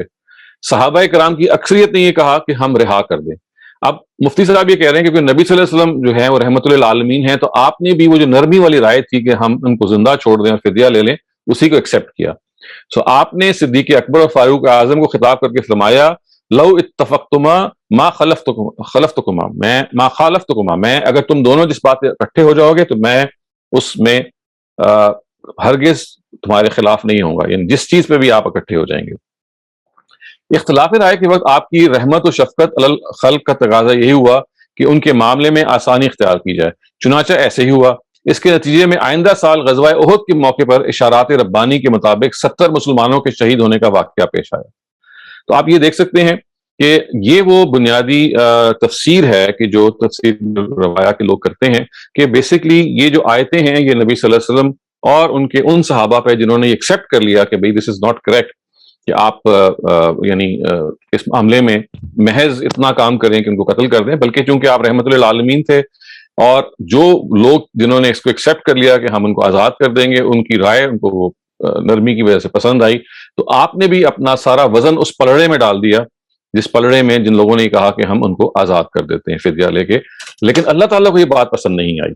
اور خداوند تعالیٰ نے یہ کہا کہ بھئی یہ تو آپ تریدون عرض الدنیا کے الفاظ آتے ہیں، یعنی تم تو دنیا کے مال کے طالب ہو گئے، دنیا کے مال و متاع کے طالب ہو گئے، یہ تو کسی طرح سے موضوع نہیں تھا. تو آپ یہ یوں سمجھ سکتے ہیں کہ ایک لحاظ سے نبی صلی اللہ علیہ وسلم بھی چونکہ اس کے مخاطب بن جاتے ہیں اس عتاب کے، کیونکہ انہوں نے ان افراد کے ساتھ اپنا پورا اوپینین ڈال دیا کہ جنہوں نے فدیہ دے کے رہا کرنے کے بارے میں ہی کہا تھا. تھوڑی سی آگے بھی آپ سن لیجئے جس تاکہ تھوڑی سی اور اس کی تفصیل بھی آپ کے سامنے آ جائے. تریدون عرض الدنیا میں ان صحابہ کرام کو خطاب ہے جنہوں نے فدیہ لے کر چھوڑنے کی رائے دی تھی، اور اس آیت میں بتلایا گیا کہ آپ حضرات نے ہمارے رسول کو نامناسب مشورہ دیا، کیونکہ کسی نبی کے لیے شان نہیں ہے کہ اس کو دشمنوں پر قابو مل جائے تو اس کی قوت و شوکت کو نہ توڑ دے، اور مفسد قسم کے دشمن کو باقی رکھ کر مسلمانوں کے لیے ہمیشہ کی مصیبت قائم کر دے. تو مفتی صاحب یہ کہہ رہے ہیں کہ یہ دیکھیے آپ صحابہ کرام کو ڈانٹ پٹی اللہ تعالیٰ کی طرف سے یہ کہا گیا کہ آپ نے نبی صلی اللہ علیہ وسلم کو غلط مشورہ دیا تھا، اور اس غلط مشورے کے نتیجے میں آپ نے یہ دیکھا نہیں ہونا تو یہ چاہیے تھا کہ اگر وہ کفار آپ کے قابو میں آ گئے ہیں اور ایک نہیں دو نہیں 70 آ گئے ہیں تو you should have dispense with them, آپ ان کو ایکسیکیوٹ کرتے تاکہ کفار کی جو طاقت ہے وہ ٹوٹ جاتی اور معاملہ ہی ختم ہو جاتا، اور آپ نے رعایت کی اور ان کو چھوڑ دیا. تو یہ وہ کہتے ہیں کہ نہیں، اللہ تعالیٰ کو جب ان کو ناراضی کا اظہار کرنا پڑا تو صحابہ کرام سے کہا گیا کہ آپ نے خود بھی غلطی کی اور پیغمبر کو بھی ایک غلط تجویز دی، اور وہ پیغمبر بھی ظاہر ہے کہ آپ کی بات مان گئے. یہ obviously یہ تو ایک ٹیسٹ سی بات ہے نا کہ مان تو وہ گئے، لیکن اگرچہ تجویز انہوں نے دی تھی لیکن نبی صلی اللہ علیہ وسلم اپنی مرضی سے مانے ہیں، تو اس کے نتیجے میں یہ ماننا پڑے گا کہ وہ عتاب یا وہ غصہ اور ناراضی جو اللہ تعالیٰ کی ہے وہ جتنا مرضی آپ تعویل کر لیں اس میں نبی صلی اللہ علیہ وسلم بھی پھر شامل قرار پاتے ہیں. اس کے بعد آپ یہ دیکھیے کہ جو چیز انہوں نے بیان کی ہے وہ یہ ہے کہ جو خداوند تعالیٰ کی طرف سے ایک نوشتہ طے نہ کیا گیا ہوتا، نوشتہ کا کیا مطلب ہے، ایک ڈسیزن نہ لے لیا گیا ہوتا تو تھوڑی سی، ورنہ آپ پر ایک بہت شدید عذاب آ جاتا. یعنی اگر اللہ تعالیٰ کی طرف سے مہلت کا معاملہ طے نہ کیا جاتا تو وہ کہا یہ جا رہا ہے کہ صحابہ کرام نے جو یہ ایک خفیف حرکت کی، فدیہ ایکسیپٹ کر لیا، اس کے بدلے میں اللہ تعالیٰ اگر نے مہلت کا فیصلہ نہ دیا ہوتا تو لازماً تباہ کر دیتے ان کو اور ختم کر دیتے اور عذاب آ جاتا. اس کے لیے جو بات وہ مفتی صاحب بیان کرتے ہیں، ذرا اس کو بھی تھوڑا سا سن لیجئے تاکہ آپ کے سامنے تھوڑی سی اور تفصیل آ جائے. یہاں سے دیکھیے اس نوشتہ تقدیر سے کیا مراد ہے. یعنی یہ کہا گیا نا کہ اللہ تعالیٰ نے فیصلہ کر لیا تھا کہ وہ تباہ کر لیں، اس کو نوشتہ تقدیر کہہ رہے ہیں. اس کے متعلق ترمذی میں بروایت حضرت ابو ہریرہ منقول ہے کہ رسول اللہ صلی اللہ علیہ وسلم نے فرمایا مال غنیمت تم سے پہلے کسی قوم کی امت کے لیے حلال نہیں تھا. بدر کے موقع پہ جب مسلمان مال غنیمت جمع کرنے میں لگ گئے، حالانکہ ابھی تک ان کے لیے مال غنیمت حلال نہیں کیا گیا. اس پر یہ آیت نازل ہوئی کہ مال غنیمت کے حلال ہونے کے حکم کا نازل ہونے سے پہلے مسلمانوں کا یہ اقدام ایسا گناہ ہے کہ اس پر عذاب عظیم آ جانا چاہیے تھا. یعنی وہ اس کی یہ توجیہ کر رہے ہیں کہ یہ جو کہا گیا ہے کہ اللہ تعالیٰ نے جو یہ کہا کہ آپ پہ عذاب عظیم آ جاتا ہے، تو اس کی وجہ یہ تھی کہ مسلمان مال غنیمت کو اکٹھا کرنے میں لگ گئے. تو یہ ذہن میں رکھیے گا کہ دو قصور ہیں جو گنوائے جا رہے ہیں. ایک یہ ہے کہ خون ریزی برپا کرنے سے پہلے ہی آپ نے مال کو ہتھیانے کے لیے مال غنیمت کو جمع کرنا شروع کر دیا، اور دوسرا یہ کہ جب کفار کی کمر آپ نے توڑ دی، ان کے قیدیوں کو پکڑ لیا، تو آپ نے بجائے سے کہ ان قیدیوں کو قتل کرتے آپ نے رہا کر دیا. یہاں یہ روایت یہ بتا رہی ہے کہ نہیں، اصل میں جو یہ آیت نازل ہوئی ہے وہ مال غنیمت کے حلال ہونے کے حکم پہ نازل ہوئی. کیونکہ اگر آپ دیکھیں گے یہ آیت کا جو خاتمہ ہو رہا ہے اس پیسج کا، جو میں نے ابھی آپ کے سامنے پڑھ کے سنایا، وہ فکلوا مما حلالن سے ہو رہا ہے. یعنی کہ آپ کو جو غنیمت حاصل ہو رہی ہے وہ آپ کے لیے حلال ہے. تو یہ کہا جا رہا ہے کہ یہ تو اب نازل ہوئی ہے، پہلے تو لوگوں کے علم میں نہیں تھا، تو پہلے لوگوں نے اس کو کیسے حلال سمجھ لیا. اب دیکھیے وہ کہتے ہیں کہ بعض روایات حدیث میں ہے کہ اس آیت کے نازل ہونے پر رسول اللہ صلی اللہ علیہ وسلم نے فرمایا کہ عذاب الہی بالکل سامنے آ چکا تھا، اللہ نے اپنے فضل سے روک دیا، اور اگر عذاب آ جاتا تو بجز عمر بن خطاب اور سعد بن معاذ کے کوئی اس سے نہ بچتا. اس سے معلوم ہوتا ہے کہ سبب عتاب قیدیوں سے فدیہ لے کر چھوڑ دینا تھا. اور ترمذی کی جو روایت سابقہ سے اس کا سبب مال غنیمت کا جمع کرنا معلوم ہوتا ہے، مگر اس میں کوئی تضاد نہیں ہے. یعنی وہ کہتے ہیں نا کہ ابھی دو باتیں بیان ہوئی ہیں. ایک بات یہ، پہلی بات تو یہ بیان ہو رہی ہے کہ جو عذاب کا جو پہلو ہے وہ اس لیے ہے کہ مال غنیمت میں جلدی کی لوگوں نے. دوسری روایت یہ کہہ رہی نہیں کہ مال غنیمت میں جلدی نہیں کی، بلکہ اصل عتاب اس وجہ سے آیا کہ قیدیوں کو رہا کر دیا گیا. مفتی صاحب یہ بتا رہے ہیں کہ دونوں میں کوئی تضاد نہیں ہے، کیونکہ قیدیوں کے پکڑنے کے بعد ہی سارا معاملہ ہوا ہے نا. یعنی اس کو وہ آپ اپنے الفاظ میں بھی آپ سن لیجئے جس طرح سے اس کو بیان کرتے ہیں کہ قیدیوں سے فدیہ لینا بھی مال غنیمت ہی کا جز ہے. یعنی آپ جب فدیہ لے رہے ہوتے ہیں تو وہ کہتے ہیں کہ یہ ایسے ہی جیسے اسپوائلز آف وار جو آپ کے پاس آ رہے ہیں تو آپ وہ اس کو حاصل کر رہے ہیں. تو اس لیے یہ دونوں کوئی متضاد باتیں نہیں ہیں، دونوں ایک ہی قسم کی باتیں ہیں. دونوں کے اندر جو بات بیان ہو رہی ہے وہ اصلاً ایک ہے. سو یہ پوری کی پوری ان کی توجیہ ہے جو کہ مفتی شفیع صاحب نے بہت عمدہ طریقے سے تفسیر بالروایا کے اصول پہ کہ کس طرح سے ہم یہ دیکھ سکتے ہیں کہ ہمارے ہاں جو حدیثیں ہیں وہ بیان کر رہی ہیں اپنے عتاب کو، جس کو یہاں پہ بیان کیا گیا ہے. اب میں آپ کے سامنے یہ بیان کرنا چاہتا ہوں کہ فرائی اسکالرز نے اس توجیہ سے بنیادی اختلاف کیا ہے. وہ کہتے ہیں کہ یہ آیات جو ہیں جیسا کہ تفسیر بالروایا میں سمجھی گئی ہیں، یہ خود قرآن مجید اس سے اباع کرتا ہے، قرآن کا اپنا نظم اس سے اباع کرتا ہے، اور قرآن مجید کا جو اپنا سٹرکچر ہے آیتوں کا وہ بالکل اس سے اباع کرتا ہے. بات بالکل اور ہے. تو اس کو سمجھنے کے لیے آئیے ہم ایک مرتبہ پھر ان آیات کی طرف رجوع کرتے ہیں جن کو ہم نے بھی پڑھا ہے. ان کو اب میں چونکہ ہم فرائی اسکالرز کا نقطہ نظر پڑھنے جا رہے ہیں تو میں یہ چاہتا ہوں کہ آپ کے سامنے استاد جاوید احمد غامدی کی جو تفسیر ہے البیان، اس میں سے ان آیتوں کا جو ترجمہ انہوں نے کیا ہے وہ آپ کے سامنے بیان کر دوں. لیکن اس بیان کرنے سے پہلے ایک مرتبہ پھر میں یہ چاہتا ہوں کہ آپ کے سامنے وہ دوبارہ چیز اثر نو مستحضر ہو جائے، اثر نو آپ کے سامنے آ جائے کہ قرآن مجید کا جو وہ پہلو ہے کہ خطاب میں تبدیلی آتی ہے، خطاب میں شفٹ ہوتا ہے. بعض دفعہ ایک اینٹی انڈائریکٹ طریقے سے اس پہ معاملہ چل رہا ہوتا ہے، انڈائریکٹ طریقے سے ان پہ گفتگو کی جا رہی ہوتی ہے، اچانک ان کو پھر مخاطب بنا لیا جاتا ہے. یعنی جو پیچھے لوگ ہیں مثلا آپ انڈائریکٹ طریقے سے ان کے بارے میں بات کر رہے ہیں، لیکن وہ انڈائریکٹ طریقے سے بات کرتے کرتے ان کو ڈائریکٹ مخاطب بنا لیا جاتا ہے. ان کو ڈائریکٹ طریقے سے یہ بتا دیا جاتا ہے کہ اب آپ مخاطب ہیں. تو یہ وہ پہلو ہے کہ جو فرائی اسکالرز یہاں پہ بھی ہائی لائٹ کرتے ہیں. اور یہ دیکھیے کہ وہ کس طرح سے اس کو ہائی لائٹ کرتے ہیں. وہ یہ بتاتے ہیں کہ دیکھیے یہ جو آیت ہے تریدون عرض الدنیا، یہ صحابہ کرام کو مخاطب کر ہی نہیں رہی، یہ اصل میں قریش کو مخاطب کر رہی ہے. اور قریش کے بارے میں ان کو یہ بتا رہی ہے کہ دیکھیے یہ جو آپ لوگ ہیں دنیا کے طالب تو آپ ہیں. نبی صلی اللہ علیہ وسلم کے حوالے سے آپ یہ الزام لگا رہے ہیں کہ یہ وہ لوگ ہیں کہ جو دنیا کی طلبی میں، یعنی دنیا کو حاصل کرنے کے لیے قیدی انہوں نے پکڑے، اور ان قیدیوں کو پکڑنے کے نتیجے میں فدیے سے ان کو بھی رہا کیا، اور ساتھ مال غنیمت کے بارے میں بھی جلد بازی کی. تو یہ جو آیت جہاں سے شروع ہو رہی ہے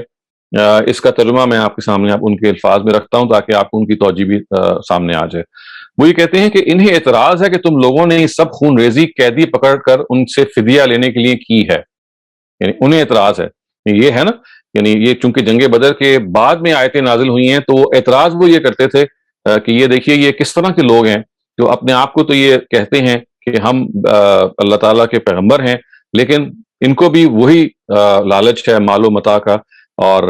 یہ بھی وہ لوگ ہیں کہ جو اس رسول کے پیروکار تو ہیں، لیکن مال کی جو محبت ہے یہ ان پر بھی حاوی ہے. اور یہ مال غنیمت اور سرداروں کا اس طرح سے رہا کر کے مال لینا، یہ وہ پروپیگنڈا کر رہے تھے. اس پروپیگنڈے کے جواب میں یہ جو آیت نازل ہوئی کہ نبی صلی اللہ علیہ وسلم یا پیغمبر کے لیے تو یہ زیبا نہیں کہ یہ کام کریں. تو یہ دیکھیے آیت جو شروع ہوتی ہے وہ اس جگہ سے ہوتی ہے کہ ما قال للنبی ان یکون له اسرا، یعنی یہ جس چیز کو آپ نے یہاں دیکھنا ہے وہ یہ ہے کہ نبی نہیں، یہ جو اعتراض ہے اس کو آپ سمجھ لیں کہ ان کو اعتراض یہ ہے کہ یہ سب خون ریزی قیدی پکڑ کر ان سے فدیہ لینے کے لیے کی گئی ہے. بیسکلی یہ جو جنگ بدر کا سارا واقعہ ہوا ہے یہ اس وجہ سے ہوا ہے کہ جلدی سے قیدی پکڑے جائیں، ان کو رہا کر کے پیسے حاصل کیا جائیں. یہ نبی صلی اللہ علیہ وسلم کے ساتھیوں کے بارے میں انڈائریکٹ بات ہے. اب یہ ہے کہ حقیقت یہ ہے کہ کسی پیغمبر کے لیے زیبا نہیں ہے کہ اس کو قیدی ہاتھ آئیں یہاں تک کہ اس کے لیے وہ ملک میں خون ریزی برپا کر دے. یعنی یہ وہ کام کرے کہ وہ دنیا میں فساد ہی برپا کر دے، دنیا میں خون ریزی اس طرح سے کر دے، اور مقصد اس کا صرف یہ ہو کہ وہ قیدی پکڑنا چاہتا ہے. یہ میں آپ کی توجہ چاہوں گا کہ آپ اس آیت کے ٹیکسٹ پہ رکھیے، عربی آیت کے. یہ دیکھیے یہ جو ما کان لنبی ان یکون له اسرا حتی یسخن فی الارض کا جو ہے نا، یہ انڈائریکٹ جملہ ہے. یہ انڈائریکٹ کا مطلب یہ ہے کہ اس میں کوئی مخاطبت نہیں پائی جا رہی، اس میں کوئی ابھی no one is being addressed directly. یہ کہا جا رہا ہے کہ یہ لوگ اعتراض کر رہے ہیں کہ نبی صلی اللہ علیہ وسلم اور آپ کے ساتھیوں نے اس جنگ کے اندر جلد بازی میں خون ریزی کی، وہ اچھی طرح سے خون فساد سارا کچھ کیا اور ایک لحاظ سے فساد برپا کیا، اور مقصد یہ تھا کہ اس کے نتیجے میں جلدی سے قیدی وہ پکڑیں گے اور قیدی پکڑ کے ان سے فدیہ لے کے اپنے آپ کو امیر کر لیں گے. اب یہ کہا جا رہا ہے، یہ اس کو دوبارہ سنیے کہ حقیقت یہ ہے کہ کسی پیغمبر کے لیے یہ زیبا نہیں ہے کہ اس کو قیدی ہاتھ آ جائیں یہاں تک کہ اس کے لیے وہ ملک میں خون ریزی برپا کر دے. یہ وہی ہے حتی یسخن فی الارض، یہاں تک بات ہے. اب دیکھیے تریدون عرض الدنیا، یہاں اب کون صحابہ مخاطب نہیں ہے جیسے کہ تفسیر روایا کے لوگ کہتے ہیں، یہاں مخاطب قریش ہیں. اور یہ قریش کو مخاطب کرے کہا جا رہا ہے کہ قریش کے لوگوں یہ تم ہو جو دنیا کا سر و سامان چاہتے ہو، اللہ تو آخرت چاہتا ہے اور اللہ زبردست ہے، بڑی حکمت والا ہے. اگر اللہ کا نوشتہ پہلے نہ لکھا جا چکا ہوتا کہ ابھی کچھ اور مہلت دینی ہے تو جو طریقہ تم نے اختیار کیا تھا اس کے باعث تم پر ایک عذاب عظیم نازل ہو جاتا. یعنی قریش کو ہی بتایا جا رہا ہے کہ آپ کو تو بھی مہلت کا اللہ تعالیٰ کی طرف سے ملی ہوئی ہے، اور اللہ تعالیٰ اگر اس مہلت کے بارے میں فیصلہ نہ کر چکے ہوتے تو ابھی آپ کو مٹا دیتے. چونکہ جو آپ نے طریقہ اختیار کیا وہ اتنا نامناسب ہے، اس کے باعث تم پر ابھی عذاب عظیم نازل ہو جاتا. اور پھر یہ کہا جا رہا ہے کہ مسلمانوں تم ان کے اعتراضات کی پرواہ نہ کرو اور فدیہ لے کر جو مال غنیمت تم نے حاصل کیا ہے اس کو حلال و طیب سمجھ کر کھاؤ، اور اللہ سے ڈرتے رہو، یقیناً اللہ بخشنے والا ہے، اس کی شفقت ابدی ہے. خواتین حضرات، جس میں جو اب بنیادی طور پہ آپ نے جس کو سمجھنا ہے وہ یہ ہے کہ جو یہ الفاظ ہیں تریدون عرض الدنیا، تم دنیا چاہتے ہو، تم دنیا کی مال و متاع چاہتے ہو. اگر آپ کلام کو کے فلو کو دیکھیں گے تو تفسیر روایہ کے اسکالرز یہ کہتے ہیں کہ اس کے مخاطب صحابہ کرام ہیں کہ تم دنیا کے طالب ہو. استاذ جو فراہی صاحب فراہی اسکالرز ہیں وہ یہ کہتے ہیں کہ یہاں پہ ترید الدنیا عرض الدنیا کا جو گفتگو ہے جس کے مخاطب کون ہے وہ قریش ہیں. یعنی یہ رفع الزام سے چونکہ بات شروع ہو رہی ہے، رفع الزام کا کیا مطلب ہے کہ نبی صلی اللہ علیہ وسلم سے ایک الزام ہٹایا جا رہا ہے. تو جب رفع الزام کیا جائے گا، الزام ہٹایا جائے گا، تو پھر جو ان کے اپوزٹ لوگ ہیں انہیں کو مخاطب کیا جائے گا نا. یعنی جب میں کہوں گا کہ نبی صلی اللہ علیہ وسلم نے یہ نہیں کیا، یہ آپ ہیں جو یہ کرنے والے ہیں، تو وہ کہتے ہیں اس اصول پہ یہ جو تریدون عرض دنیا ہے، یہ جو الفاظ ہیں یہ قریش کے لیے بولے جا رہے ہیں، ان کو کہا جا رہا ہے، یہ عتاب صحابہ کرام پہ نہیں ہوا جیسے کہ تفسیر میں روایات کے اسکالر سمجھ ہیں، بلکہ یہ عتاب سارے کا سارا قریش پر ہوا ہے۔ اور اس کے سلسلے میں جو وہ روایت بیان کی جا رہی ہے کہ مال غنیمت جو ہے وہ پہلے سے ناجائز تھا یا حلال نہیں تھا، اور مسلمانوں کو چونکہ اس کے بارے میں پتہ نہیں تھا اور اس حکم کے آ جانے سے پہلے انہوں نے اس کو حلال سمجھ لیا اور اس کو کنزیوم کرنا شروع کر دیا، تو یہ خود اس روایت کو سمجھنے میں تھوڑی سی یعنی کہہ سکتے ہیں کہ مزید پریسیجن کی ضرورت ہے، اور وہ یہ ہے کہ مال غنیمت تو پچھلی تمام شریعتوں میں حلال رہا ہے، یہ تو بات درست نہیں ہے۔ جو چیز اصل میں یہ روایتیں بیان کر رہی ہیں، جو نبی صلی اللہ علیہ وسلم نے کہا نا کہ میرے لیے مال غنیمت کو جائز قرار دے دیا گیا ہے، وہ وہی بات ہے جو قرآن بیان کر رہا ہے کہ نبی صلی اللہ علیہ وسلم کی جو ذرائع آمدنی ہے، وہ جب وہ مدینے میں گئے ہیں بطور حکمران کے، ان کا جو اصل ذریعہ آمدنی تھا وہ یہی تھا، جو اسپوائلز آف وار جن کو آپ کہتے ہیں، ان کا ایک حصہ مقرر کر دیا گیا تھا حکومت کی طرف سے کہ اگر آپ جنگ لڑتے ہیں، اس جنگ کے نتیجے میں جو مال آپ کے ہاتھ آتا ہے تو اس میں ایک آپ کا شیئر ہے۔ تو یہ جو کہا گیا ہے کہ یہ مال غنیمت کو جائز کر دیا گیا ہے، یہ ایسا نہیں ہے کہ وہ پہلے ناجائز تھا اور وہ اب جائز کر دیا گیا ہے، بلکہ یہ سرتاسر نبی صلی اللہ علیہ وسلم کی ذاتی کنزمپشن کے لیے اس کو کہا گیا ہے کہ یہ میرے لیے جائز کر دیا گیا کہ میں اس سے انتفاع کر سکتا ہوں، میں اس سے فائدہ اٹھا سکتا ہوں۔ چنانچہ وہ ساری روایات جو بھی آپ نے پڑھی ہیں پیچھے جو بیان ہوئی ہیں، ان سب کے پیچھے جو آپ کہہ لیں جو خلط مبس ہوا ہے وہ یہ ہے کہ یہ سمجھ لیا گیا ہے کہ مال غنیمت ناجائز تھا اور اب جائز ہونے سے پہلے اس سے فائدہ اٹھانا شروع کر دیا گیا، جبکہ اصل بات یہ ہے کہ مال غنیمت تو پہلے بھی جائز تھا، صرف یہاں نبی صلی اللہ علیہ وسلم اپنے بارے میں یہ کہہ رہے ہیں کہ اب یہ میرے لیے احلت لی، یعنی یہ میرے لیے اب جائز ہو گیا ہے کہ میں اس مال غنیمت سے بطور ایک اسلامی حکمران کے فائدہ اٹھاؤں، کیونکہ یہ وہ طریقہ ہے کہ جو میری فائنینشیل ارینجمنٹ کا حکومت کی طرف سے کیا گیا ہے، اللہ تعالیٰ نے اس کا بندوبست کیا ہے۔ اس کے بعد خواتین حضرات میں یہ چاہتا ہوں کہ آپ کے سامنے استاذ امین حسن اصلاحی نے جو تنقید کی ہے اس پہ، یعنی اگرچہ تو کچھ نہ کچھ سامنے آ گئی ہے لیکن اس کو انہوں نے ایک جگہ پہ بیان کیا ہے، اس پوری انٹرپریٹیشن کو وہ بھی آپ کے سامنے آ جائے، اس کو بھی آپ دیکھ لیں کیونکہ اس میں جو الفاظ ہیں ایگزیکٹلی وہ آپ کو اس میں مل جائیں گے۔ دیکھیے وہ یہاں سے اس کا آغاز کرتے ہیں، اگر آپ اس صفحے کے وسط سے دیکھ لیں، بلکہ وسط سے ذرا نیچے سے، تو اس پہ وہ تنقید کرتے ہیں، ہمارے مفسرین کو ان آیات کی تعویل میں بڑی الجھن پیش آئی۔ یہ وہی الجھن ہے جس کی طرف میں نے بھی اشارہ کیا کہ کیا اللہ تعالیٰ کی طرف سے یہ جو غصہ نازل ہوا یہ مان لیا جائے کہ یہ صحابہ کرام میں سے حضرت ابوبکر جیسے صحابی تک بھی تھا، اور نتیجتاً چونکہ نبی صلی اللہ علیہ وسلم کی رائے بھی مائل ہو گئی تھی ان کی طرف، تو یہ ماننا پڑے گا کہ نبی صلی اللہ علیہ وسلم بھی اس غصے کے پھر ٹارگٹ تھے۔ تو اصلاحی صاحب یہ لکھتے ہیں کہ ہمارے مفسرین کو ان آیات کی تعویل میں بڑی الجھن پیش آئی ہے۔ ان کے نزدیک یہ نبی صلی اللہ علیہ وسلم، حضرت ابوبکر صدیق اور دوسرے صحابہ کرام رضی اللہ تعالیٰ عنہم اجمعین پر عتاب ہے، عتاب وہی غصہ ہے کہ وہ زمین میں خون ریزی کیے بغیر بدر کے قیدیوں سے فدیہ لینے پر کیوں راضی ہو گئے۔ صحیح تعویل واضح ہو جانے کے بعد اب اس کی تردید کی ضرورت باقی نہیں رہتی۔ صحیح تعویل وہی ہے جو انہوں نے بھی میں نے آپ کے سامنے پیچھے عرض کی کہ تریدون عرض دنیا کے جو الفاظ ہیں وہ قریش اس کے مخاطب ہیں، نہ کہ صحابہ کرام۔ تو وہ اب وہ کہتے ہیں کہ اگرچہ یہ واضح تو ہو جاتی ہے لیکن چند باتیں اور ہیں جو وہ تنقید میں کرنا چاہتے ہیں۔ ایک یہ کہ فدیہ قبول کرنے کے معاملے میں نبی صلی اللہ علیہ وسلم اور صحابہ سے بالفرض اگر غلطی ہو بھی گئی تھی تو یہ کسی سابق ممانعت کی خلاف ورزی کی نوعیتی غلطی تھی نہیں، بلکہ صرف اجتہاد کی غلطی تھی۔ اجتہاد کی غلطی ایسی چیز نہیں ہے جس پر ایسی سخت وعید وارد ہو،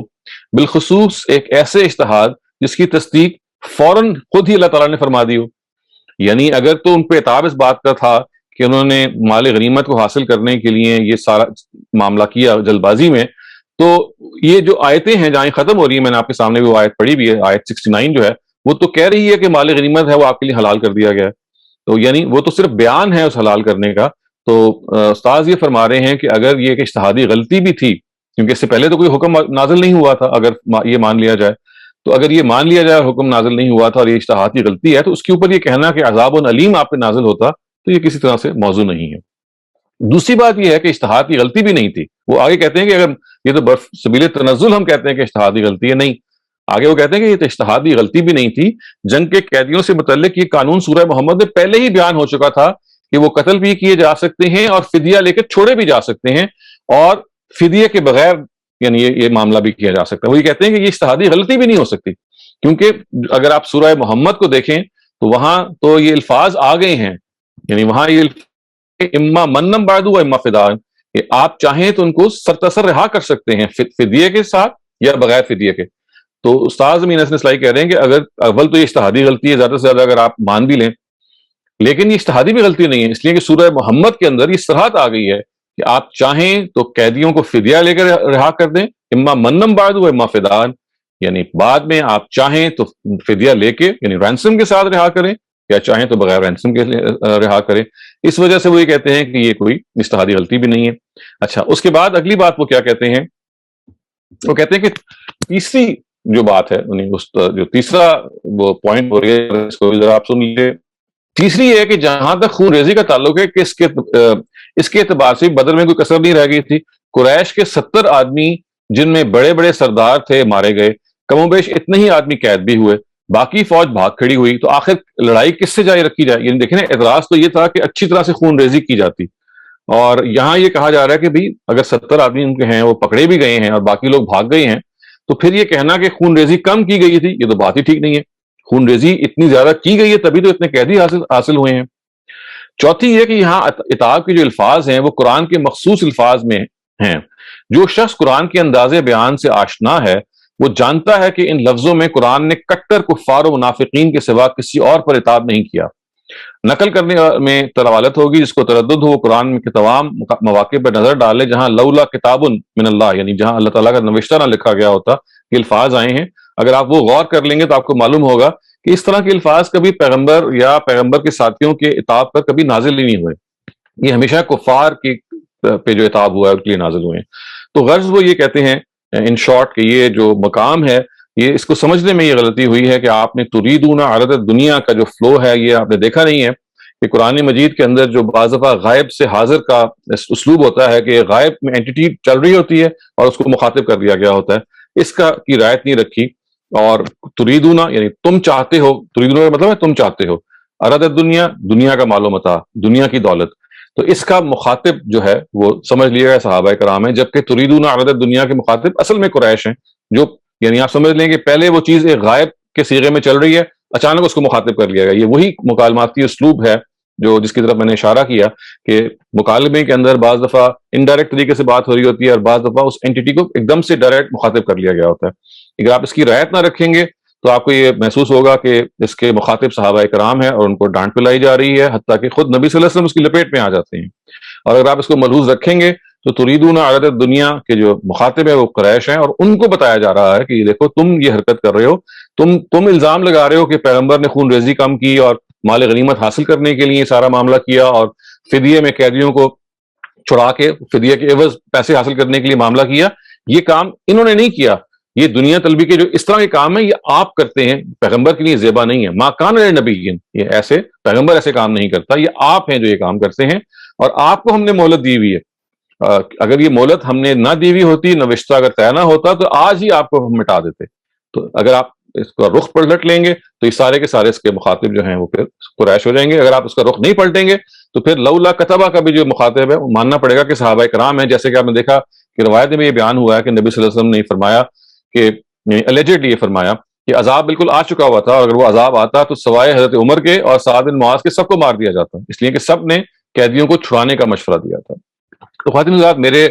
پیش نظر یہ تھا کہ دونوں اپروچز کے حوالے سے جو ان آیات کو سمجھنے میں اختلاف ہوا ہے، جو بنیادی اختلاف ہوا ہے، وہ آپ کے سامنے آ جائے، اور اس کے ساتھ ساتھ یہ بات بھی نمایاں ہو جائے کہ دیکھیے ایک اپروچ میں لینگویج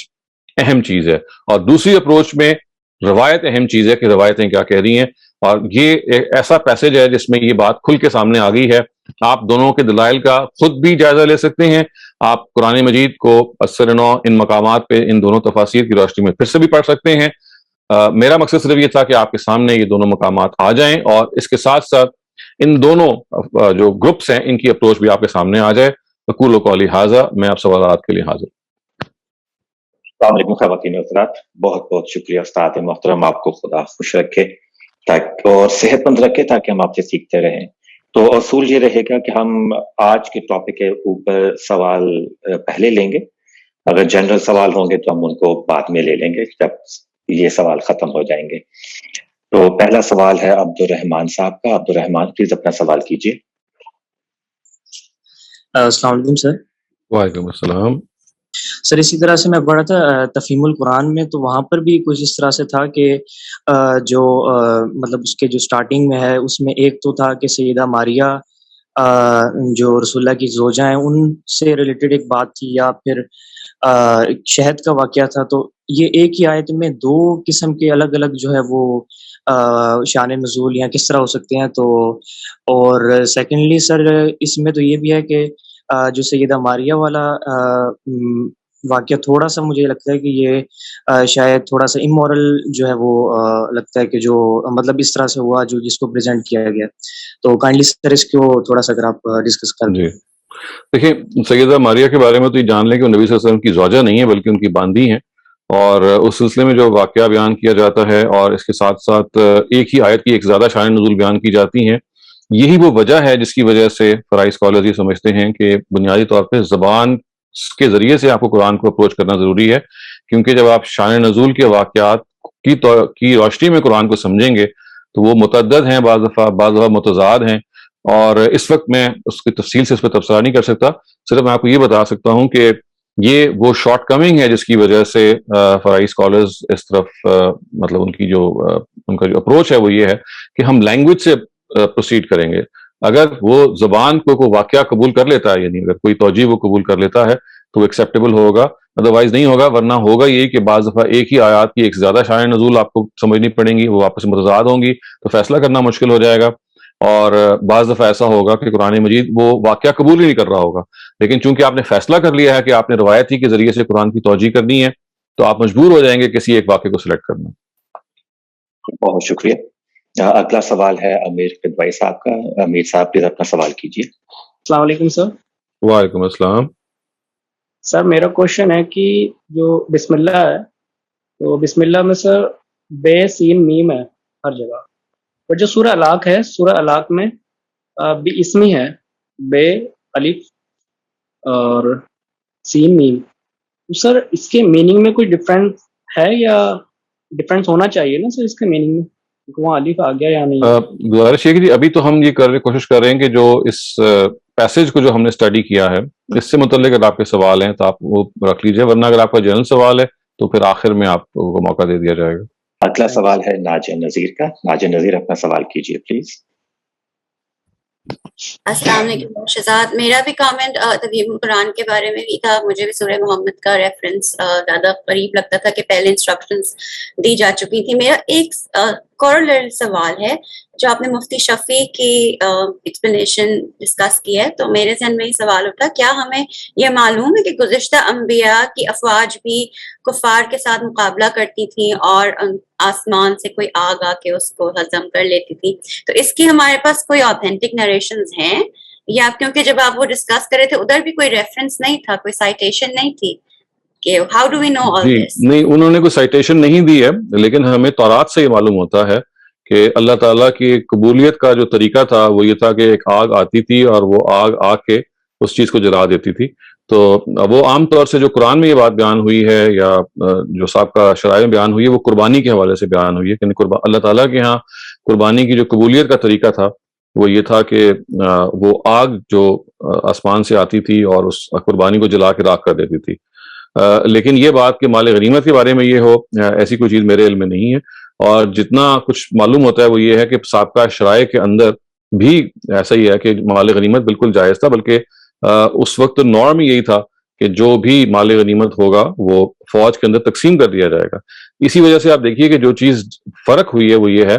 کہ نبی صلی اللہ علیہ وسلم نے اپنے بارے میں یہ کہا کہ احلت لی، یہ میرے لیے اب جائز ہو گیا کہ میں اس سے فائدہ اٹھا سکوں. مجھے اللہ تعالیٰ نے، یعنی دیکھیے نا، یہ ایک پورا الگ باب ہے سمجھنے کا، وہ یہ ہے کہ اللہ تعالیٰ نے نبی صلی اللہ علیہ وسلم کی جو فائنینشیل ذمہ داری کو کیسے نبھایا. کہ اللہ تعالیٰ کے پیغمبر تو ظاہر ہے ان کا بھی گھر چلنا تھا، ان کا بھی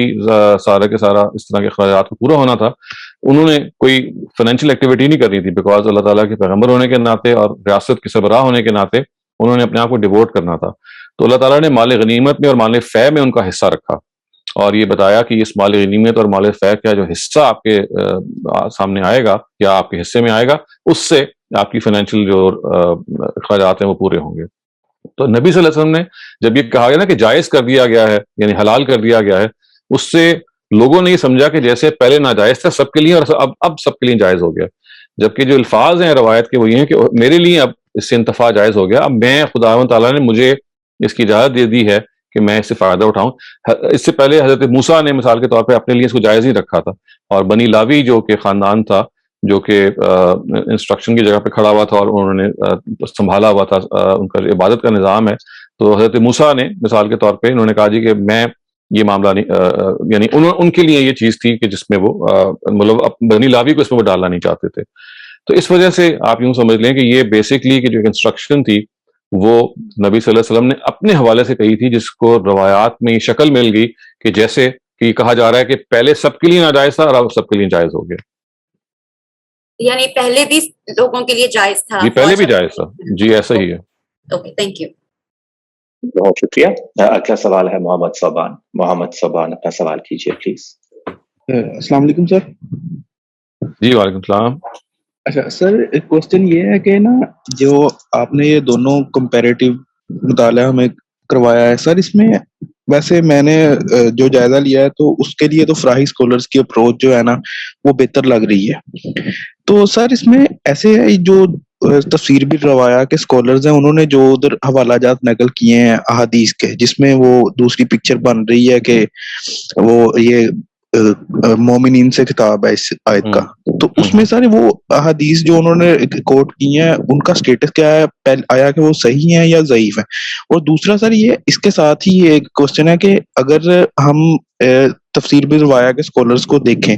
تو سر وہ تو بالکل ہی ایسے لگ رہا ہے جیسے مطلب کہ وہ فیبریکیٹڈ انہوں نے چیزیں کی ہوئی ہیں، جیسے ان کو قرآن پاک کا بالکل نہیں پتا تھا کہ اس کے قرآن پاک اس کو قبول ہی نہیں کر رہا۔ تو سر یہ کس طرح مطلب یہ روایات اس طرح کی اس میں آ جاتی ہیں اور وہ ہمارے مفسرین بھی اسے قبول کرنے لگ جاتے ہیں؟ اس کے بارے میں سر تھوڑا واضح کیجیے گا۔ دیکھو آپ کو اس لیے اچھمبا لگ رہا ہے کہ آپ تقابل میں ایک دوسری رائے جو آپ کو بہتر لگ رہی ہے وہ آپ کے سامنے آ گئی ہے۔ جب تک یہ رائے سامنے نہیں آئی تھی دنیا کی ایک عظیم اکثریت 12 صدیوں سے اسی رائے کو زیادہ اختیار کیے ہوئے تھی، اور دیکھیے اس کی وجہ آپ اس کو جان لیں، اگر آپ وجہ جان لیں گے اور جس کو آپ ایمپتھی کہتے ہیں نا، ان کے شوز میں کھڑے ہو کے آپ دیکھیں کہ وہ کیوں اس پہ اصرار کر رہے ہیں۔ انہوں نے ایک رائے قائم کی اور ایک فیصلہ یہ کیا کہ دیکھیں قرآن کی تفسیر نبی صلی اللہ علیہ وسلم یا صحابہ یا تابعین سے بہتر کوئی نہیں کر سکتا، اور اگر وہ اویلیبل ہے تو ہمیں پھر اپنی عقل نہیں استعمال کرنی اور اس کو بس ہمیں سائٹ کر دینا ہے۔ یہ بات ان کے بھی علم میں تھی کہ بعض آیتوں میں ایک سے زیادہ اویلیبل ہیں جو شان نزول ہیں یا واقعات ہیں، تو وہ obviously ان کا یہ خیال تھا کہ اس کے اندر جو زیادہ مطابقت رکھتی ہے اسی کو ایکسیپٹ کیا جائے، اور جو زیادہ مضبوط ہے سند کے لحاظ سے اس کو بھی ایکسیپٹ کیا جائے۔ یہ انہوں نے سوچی سمجھی رائے ہے جو اختیار کر لی شروع کے اسکالرز نے کہ بھئی ہمیں ہر حال میں نبی صلی اللہ علیہ وسلم کی توجیہ اور صحابہ کی اور تابعین کی اختیار کرنی ہے۔ جب یہ اتنی زور سے اختیار کر لی تو پھر بعد کے لوگوں نے اس پریمس پہ غور ہی نہیں کیا، انہوں نے اپنی آنکھیں بند کر لی کہ بھئی یہ تو ایک گیون ہے، یہ تو ایسی ہے جیسے ایک فیصلہ ہے جو ہو گیا، اس پہ اس کو نظر ثانی کی کبھی انہوں نے اس کو اس قابل نہیں سمجھا۔ اسی کو ہم کہتے ہیں نا کہ یہ تقلید ہمارے ہاں جب شروع ہوئی ہے 4 صدی میں آپ کہہ لیجیے، جس میں علماء بھی اس میں شامل ہو گئے ہیں۔ اصل تو تقلید وہی ہے کہ اسکالرز نے بھی یہ فیصلہ کر لیا ہے کہ ہم نے اپنے سابقہ اسکالرز کی بات کو بے نہیں ماننا ہے، اس کو چیلنج نہیں کرنا۔ تو وہ چیلنج نہ کرنے کو باقاعدہ سوچ سمجھ کے مزاج سمجھ لیں کہ آنکھیں بند جب کر لی گئی ہوں اور سوچ سمجھ کے کر لی گئی ہوں، تو جب آپ آنکھیں بند کر لیں گے تو پھر تو کوئی منظر آپ کو جو صحیح بھی ہے وہ نظر نہیں آئے گا۔ تو یہ اصل میں یہ اس کا ایک لازمی نتیجہ ہے، اس کو ایسے ہی ہونا تھا۔ اگر آنکھیں نہ بند کی جاتی تو آپ کو دوسرے رستے بھی نظر آ جاتے۔ آپ نے فیصلہ کر لیا جی کہ میں نے آنکھیں بند کر لی ہیں، جس رستے میں چل رہا ہوں بس میں نے اسی پہ چلنا ہے۔ تو اس وقت 12 صدیوں سے ہماری امت یا 11 صدیوں سے اسی ڈگر پہ فیصلہ کر کے چل رہی ہے۔ آپ جب کہتے ہیں کہ آنکھیں کھولو اور دوسرے رستے بھی ہیں، تو آپ جب آنکھیں کھلواتے ہیں یا اپنی کھولتے ہیں اور آپ کو دوسرا ایک رستہ بھی نظر آتا ہے جو اس سے بہتر ہے، تو یہ پھر آپ کو محسوس ہوتا ہے کہ بھئی انہوں نے آنکھیں کیوں بند کی ہوئی ہیں۔ تو آپ ان کی مشکل سمجھیے کہ انہوں نے آنکھیں کھولی ہی نہیں ہیں، ان کو دوسرا رستہ ان کے سامنے ہے ہی نہیں۔ اگر وہ کھولیں گے نہیں تو پھر تو وہ اسی جگہ پہ گرفتار رہیں گے۔ یہ فیصلہ انہوں نے کر لیا ہے۔ ہاں ہم یہ ان کو بار بار سمجھاتے ہیں کہ آپ کا فیصلہ ٹھیک نہیں ہے، خدا کے واسطے آنکھیں کھولیے۔ یہ اس کے نتیجے میں آپ جو جس معاملے پہ چل پڑے ہیں اس کا نتیجہ یہ نکلے گا کہ جیسے قرآن مجید اللہ تعالیٰ کی طرف سے ایک بالکل جیسے کہتے ہیں نا غیر متبدل چیز ہے، آپ نے اپنے اسلاف کی جو انٹرپریٹیشن ہے اس کو بھی قرآن کے بالکل مساوی رکھ لیا کہ اس میں بھی کوئی چینج نہیں کیا جا سکتا۔ تبدیلی تو آپ قرآن میں نہیں کر سکتے، لیکن قرآن کی انٹرپریٹیشن تو انسانوں نے کی ہے، تو یہ آپ کیسے انٹرپریٹیشن کو اصل کا درجہ دے سکتے ہیں؟ تو اس وجہ سے یہ مشکل ہے جو اس وقت وہ گرفتار ہیں۔ ان کی آنکھیں میچی ہوئی ہیں، ان کی آنکھیں بند ہیں، اور بند آنکھوں میں یہی ہو سکتا ہے جو اس وقت آپ کے سامنے ہے. میں بند آنکھوں کو برے مفہوم میں نہیں بول رہا, بلکہ اس مفہوم میں بول رہا ہوں کہ انہوں نے ایک فیصلہ کر لیا کہ ہم نے دائیں بائیں اور نہیں دیکھنا, جو بتا دیا گیا ہے بس ہم نے اس پہ چلنا ہے. تو اب جب وہ اس فیصلے کو انہوں نے جب تک اڈاپٹ کیا ہوا ہے تو اور کوئی نتیجہ نکل نہیں سکتا. بہت شکریہ سر. اگلا سوال ہے آصف ضرور کا. آصف پلیز اپنا سوال کیجیے. السلام علیکم سر. وعلیکم السلام. سر دو کوشچن سر. اس کی جو کرونالوجیکلی جو آپ نے سورہ محمد کی جو آیت کوٹ کی ہے سر, تھوڑا سا کرونالوجیکلی بتا سکتے ہیں کہ یہ سورہ محمد کی اسپیسیفکلی وہ جو آیت ہے وہ بدر کو اگر ہے, بدر کے موقع کا بارے میں ہے, جی تو یہ وقت جو ہے سر کرونالوجیکلی وچ کیم فرسٹ؟ نہیں, وہ بدر سے وہ آ چکی ہے سورہ محمد کی جو آیت ہے. جی سورہ محمد کی جو آیت ہے وہ تو آلریڈی نازل ہو چکی ہوئی ہے مکی سورہ کے مدنی میں. جی وہ تو پہلے آ چکی ہوئی ہے. فَإِمَّا مَنًّا بَعْدُ وہ پہلے آ چکی ہوئی ہے, اس کے بعد یہ سارا واقعہ ہوا ہے. جی بیکاز سر وہ زیادہ ڈسکرپٹیو ہے, کیونکہ اس میں پہلے تو بتایا جا رہا ہے کہ آپ ان کو پورے طریقے سے you have to route them completely, پھر then you have to tie their next bonding کا, اس کے فَشُدُّ بعد میں الْوَثَاقَ. جی ہاں اس کے بعد ٹائم فار جنرosity اینڈ رینسم. بالکل ایسا ہی ہے. یہی وجہ ہے نا اصل میں, چونکہ ہمارے ہاں جو تفسیر روایہ کے اسکالرز ہیں اس کو دونوں الگ الگ دیکھتے ہیں, اور اس میں بھی جو اما منم بادو اما فدان کا وہ ایگزیکٹلی وہ ترجمہ نہیں کرتے جو کہ جیسے عام طور سے کیا جاتا ہے. اس وجہ سے ان کے ہاں وہ آیت جو ہے وہ ثانوی جگہ پہ چلی جاتی ہے. ان کے ہاں جو اصل آیت ہے وہ یہی آیت ہے سورہ انفال کی. اگلا سوال ہے رفیہ خواجہ کا. رفیہ پلیز اپنا سوال کیجیے. ڈاکٹر صاحب آئی ایم ناٹ شیور اگر یہ جنرل سوال ہے یا اس میں پوچھ سکتی ہوں. میں یہ پوچھنا چاہ رہی تھی کہ the Prophet صلی اللہ علیہ وسلم kept Maria Kiptia and had offspring from her, and the Quran permitted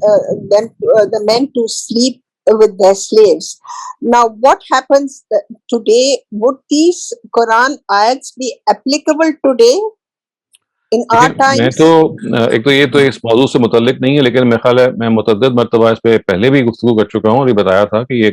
جو غلامی کا مسئلہ ہے کہ عارضی طور پہ نبی صلی اللہ علیہ وسلم کے اپنے زمانے میں چونکہ اس کو ختم کرنا تھا تو ایک عارضی حکم کے تحت یہ کہا گیا. اس وقت انٹرنیشنل لا یہی تھا, لیکن چونکہ یہ موقع اس وقت نہیں ہے, اس موضوع پہ بہت ساری تحریریں اور گفتگویں موجود ہیں, تو میں آپ سے ریکویسٹ کروں گا کہ آپ کائنڈلی وہ پڑھ یا سن لیجئے. اس میں ان سارے سوالوں کے جواب دینے کی کوشش کی گئی ہے. ریاض صاحب اپنا سوال کیجیے. السلام علیکم ڈاکٹر صاحب. جی وعلیکم السلام. ڈاکٹر صاحب جنگ بدر میں اتمام حجت ہو گیا تھا یا نہیں؟ اگر ہو گیا تھا تو یہ اس سے مختلف ہے کہ مطلب اس میں تو فدیے کا مطلب ہے, لیکن سورہ توبہ میں یہی کہا گیا ہے کہ یا تلوار ہے یا اسلام ہے. تو اسلام جی دیکھیے اتمام حجت تو مشرکین پہ جب ہجرت کی ہے نبی صلی اللہ علیہ وسلم نے اسی وقت ہو گیا تھا, لیکن یہ اللہ تعالیٰ کی ایک مزید کرم فرمائی تھی کہ وہ مزید ان کو مہلت دینا چاہ رہے تھے اور مزید ان کو موقع دینا چاہ رہے تھے. اس وجہ سے وہ جو آخری فیصلہ ہے ختم کرنے کا وہ نہیں کیا گیا. اور یہ جگہ جگہ پہ بیان ہوا ہے قرآن مجید میں کہ اللہ تعالیٰ کی رحمت تھی جس نے مدینے میں جا کے بھی قریش کو یہ موقع دیا کہ وہ سنبھل جائیں اور ایک مرتبہ پھر اثر نو غور کر لیں. ورنہ اگر اللہ تعالیٰ چاہتے تو ہجرت ہی وہ زمانہ ہے. ہجرت کا مطلب یہی ہے کہ حجت تمام ہو چکی ہے, پیغمبر نے اپنی قوم کو چھوڑ دیا ہے. خداوند تعالیٰ چاہتے تو اس کو ختم کر سکتے تھے معاملے کو, لیکن چونکہ ایک تو یہ معاملہ تھا کہ صحابہ کرام کے ذریعے سے ختم ہونا تھا, یعنی آسمانی عذاب کا تو بندوبست اللہ تعالیٰ نہیں کرنا تھا, تو صحابہ کرام کی تربیت بھی ضروری تھی مدینے کے دور میں. اور اس تربیت کے نتیجے میں جو ٹائم گزرنا تھا آٹومیٹکلی اس میں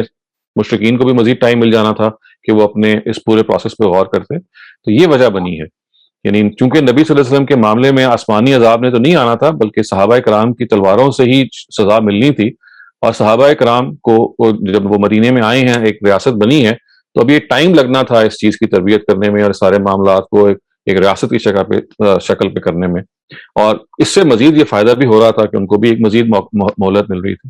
تو یہ ہے پس منظر. تو اس کا مطلب یہ ہے کہ اتمام حجت کی جو ساری مطلب ہدایات آ رہی تھیں وہ اللہ تعالیٰ کی طرف سے مختلف اوقات میں مختلف تھیں. نہیں, اتمام حجت تو دیکھیے الگ الگ, اس کو آپ سمجھ لیں. مشرکین کے لیے وہ ہو گیا تھا. عرب میں مشرکین بھی تھے اور اہل کتاب بھی تھے. اہل کتاب زیادہ تر مدینے میں آباد تھے اور مشرکین مکے میں آباد تھے.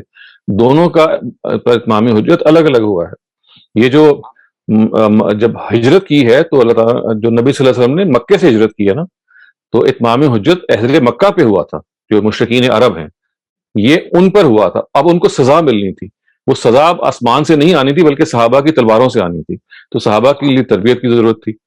تو وہ مدینے میں وہ ریاست جب قائم ہوئی تو اس تربیت سے گزری، اور اس دوران نبی صلی اللہ علیہ وسلم جو مدینے میں رہنے والے اہل کتاب تھے ان پر بھی اتمام حجت کر رہے تھے. تو اتمام حجت یہ 2 مراحل میں ہوا ہے، مشرکین پہ مکے میں ہوا ہے اور جو اہل کتاب ہیں ان پہ مدینے میں ہوا ہے. تو آپ جو اتمام حجت کا جو ورڈ بول رہے ہیں اس کو میں کوالیفائی کرنا ضروری ہے کس کے لیے ہے. یعنی مکے دور کی جو ہجرت کے موقع پر صرف اور صرف مشرکین پر اتمام حجت ہوا تھا، اور جنگ بدر بھی انہی سے لڑی گئی. میرا سوال یہ ہے کہ جنگ بدر میں جو ہوا ہے وہ تو مشرکین کے لیے تھا نا، لیکن سورۃ توبہ میں جو بات آئی ہے وہ بھی مشرکین کے لیے ہے. تو سورہ توبہ میں تو دیکھیے جو بات آئی ہے وہ تو بالکل آخر میں ہے. یعنی یہ جب ہے جو سورہ توبہ جس زمانے میں نازل ہوئی ہے اس وقت تو یہ ہے کہ جب حج اکبر کا اس میں ذکر آیا ہے، صلح حدیبیہ کے معاملے کا ذکر آیا. سورہ انفال تو بالکل اوائل جو مدنی دور ہے اس کو بیان کر رہی ہے، جبکہ سورہ توبہ جو ہے یہ مدنی دور کا جو وسط اور اس کا جو آخری حصہ ہے اس کو بیان کر رہی ہے. اچھا ٹھیک ہے، تھینک یو جی. بہت شکریہ. اگلا سوال ہے عدیل قریشی صاحب کا. عدیل اپنا سوال کیجیے. جی السلام علیکم ڈاکٹر صاحب. وعلیکم السلام. اچھا سر، بہت شکریہ. یقیناً فہی صاحب کی جو تعبیر ہے وہ تو دل کو اور عقل کو قبول کرتی اچھی لگتی ہے. میرا صرف ایک اس میں تھوڑی سی الجھن ہے. اس سے پہلے جو قبل آیات ہیں، مثلا آپ نے تو آیت نمبر 67 سے سٹارٹ کیا، تو اس سے پہلے جو آیت 65 ہے اور آیت 66 ہے، بظاہر تو یہ لگ رہا ہے کہ آیت 65 نبی صلی اللہ علیہ وسلم سے ڈیرلی خطاب کری ہے یا یہ نبیوں سے سٹارٹ ہو رہی ہے، اور نبی صلی اللہ علیہ وسلم کو کہہ رہی ہے کہ قتال پر آمادہ کرو، قتال کی ترغیب دو صحابہ کو. اور اس کے بعد آیت 66 بظاہر یہ لگ رہا ہے کہ صحابہ سے خطاب کری ہے جس میں کچھ ذوف جو ان میں موجود ہے اس کا ذکر کر رہی ہے. تو ایک طرف نبی سے خطاب ہوا، ایک طرف صحابہ کے ذوف کی بات ہوئی. اس کے بعد آیت نمبر 67 میں اگر کچھ ایسا اشارہ ملتا ہے کہ یہ اسی ذوف یا نبی صلی اللہ علیہ وسلم سے خطاب کی کنٹینویشن ہے، تو one can give the other school of thought a benefit of doubt as well, right?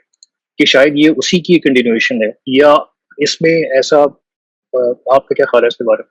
نہیں، وہ آپ کی بات بالکل ٹھیک ہے. یعنی ایسا ہی ہوا ہے کہ خطاب شفٹ ہو رہا ہے. ایگزیکٹلی یہی وہ بات ہے جو میں شروع میں بھی عرض کر رہا تھا کہ قرآن مجید کے اندر یہ ریپڈ شفٹ آف ایڈریس جس کو آپ کہتے ہیں یہ ہو رہا ہوتا ہے. یعنی صحابہ، نبی صلی اللہ علیہ وسلم، اسی طرح سے مسلمان. یہ آپ کو بہت ساری مثالیں ملیں گی کہ ایک ایک آیت، بلکہ آپ نے تو سیپریٹ آیتیں گنوائی ہیں. قرآن کی بہت ساری آیتیں اس میں ایک آیت کے اندر رخ تبدیل کیا گیا ہے. یعنی ایک طرف مخاطب کر کے کہا گیا کہ اے پیغمبر آپ یہ کریں، اسی آیت کو پھر مسلمانوں کی طرف مخاطب کر کے کہا گیا، اور پھر دوبارہ سے پیغمبر کو مخاطب کر لیا گیا. بہت ساری اس کی مثالیں. میں نے وہ جو انڈرسٹینڈنگ دا قرآن کا جب پڑھایا تھا کورس، تو اس کی ایگزامپل بھی بہت ساری کوٹ کی تھی، آپ دیکھ سکتے ہیں. تو یہ ہوتا رہتا ہے، لیکن اس کا یہ مطلب نہیں ہوتا کہ اگر یہ ہو رہا ہے تو یہ اس کے نتیجے میں آپ یہ کہیں کہ آگے نہیں ہوا، یا آپ کوئی فیصلہ کر کے بیٹھ جائیں کہ لازماً یہ ہوا ہے. نہیں، وہاں وہ ایک انڈیکیشن موجود ہے جہاں سے یہ محسوس ہوتا ہے کہ خطاب ایک مرتبہ پھر انڈائریکٹ چلا گیا. وہ دیکھیے کہا گیا نا کہ ما کان لنبیٍ، اس سے شروع ہوتا ہے. ما کان، یہ نبی کے لیے زیبا نہیں ہے، نبی کے لیے یہ موضوع نہیں ہے، یہ یہاں سے شروع ہوتا ہے نا. تو اس کا مطلب ہے اصل میں یہ نبی کے لیے زیبا نہیں ہے، کہ الفاظ یہ بتا رہے ہیں کہ جو لوگ زیبا سمجھ بیٹھے ہیں اس کو، جو لوگ مناسب سمجھ بیٹھے ہیں، خطاب ان سے ہو رہا ہے. یعنی نبی تو یہ کام نہیں کرتا، یہ تم کام کرتے ہو. یہ دیکھیں نا الفاظ کیا ہیں کہ ما کان لنبیٍ ان یکون لہ اسرا. نبی کے لیے تو یہ موضوع نہیں ہے کہ وہ فدیہ حاصل کرنے یا دنیا کے مال و متاع حاصل کرنے کے لیے قیدی پکڑے اور چھڑائے.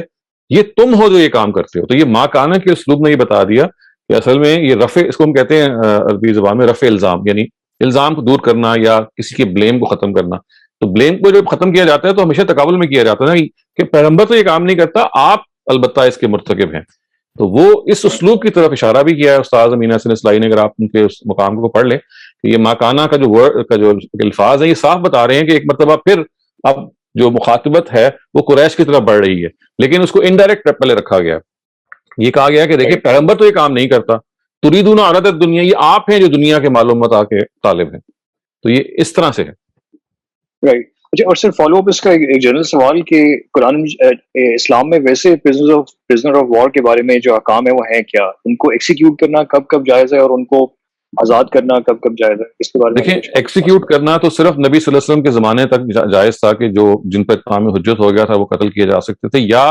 وار کرمنلز آج کے زمانے میں جنہوں نے وہ کرائمز کی ہیں جن پہ ٹرائل ہو کے ان کو اگر محسوس ہو کہ انہوں نے وار کرائمز کی ہیں جس میں لوگوں کو مارا ہے تو پھر ٹرائل کے بعد ان کو مارا جا سکتا ہے، اگر آپ آج کی بات کر رہے ہیں۔ دوسری جو چیز آپ کو بتائی گئی ہے وہ یہ ہے کہ اما منم بعد و اما فدان، آپ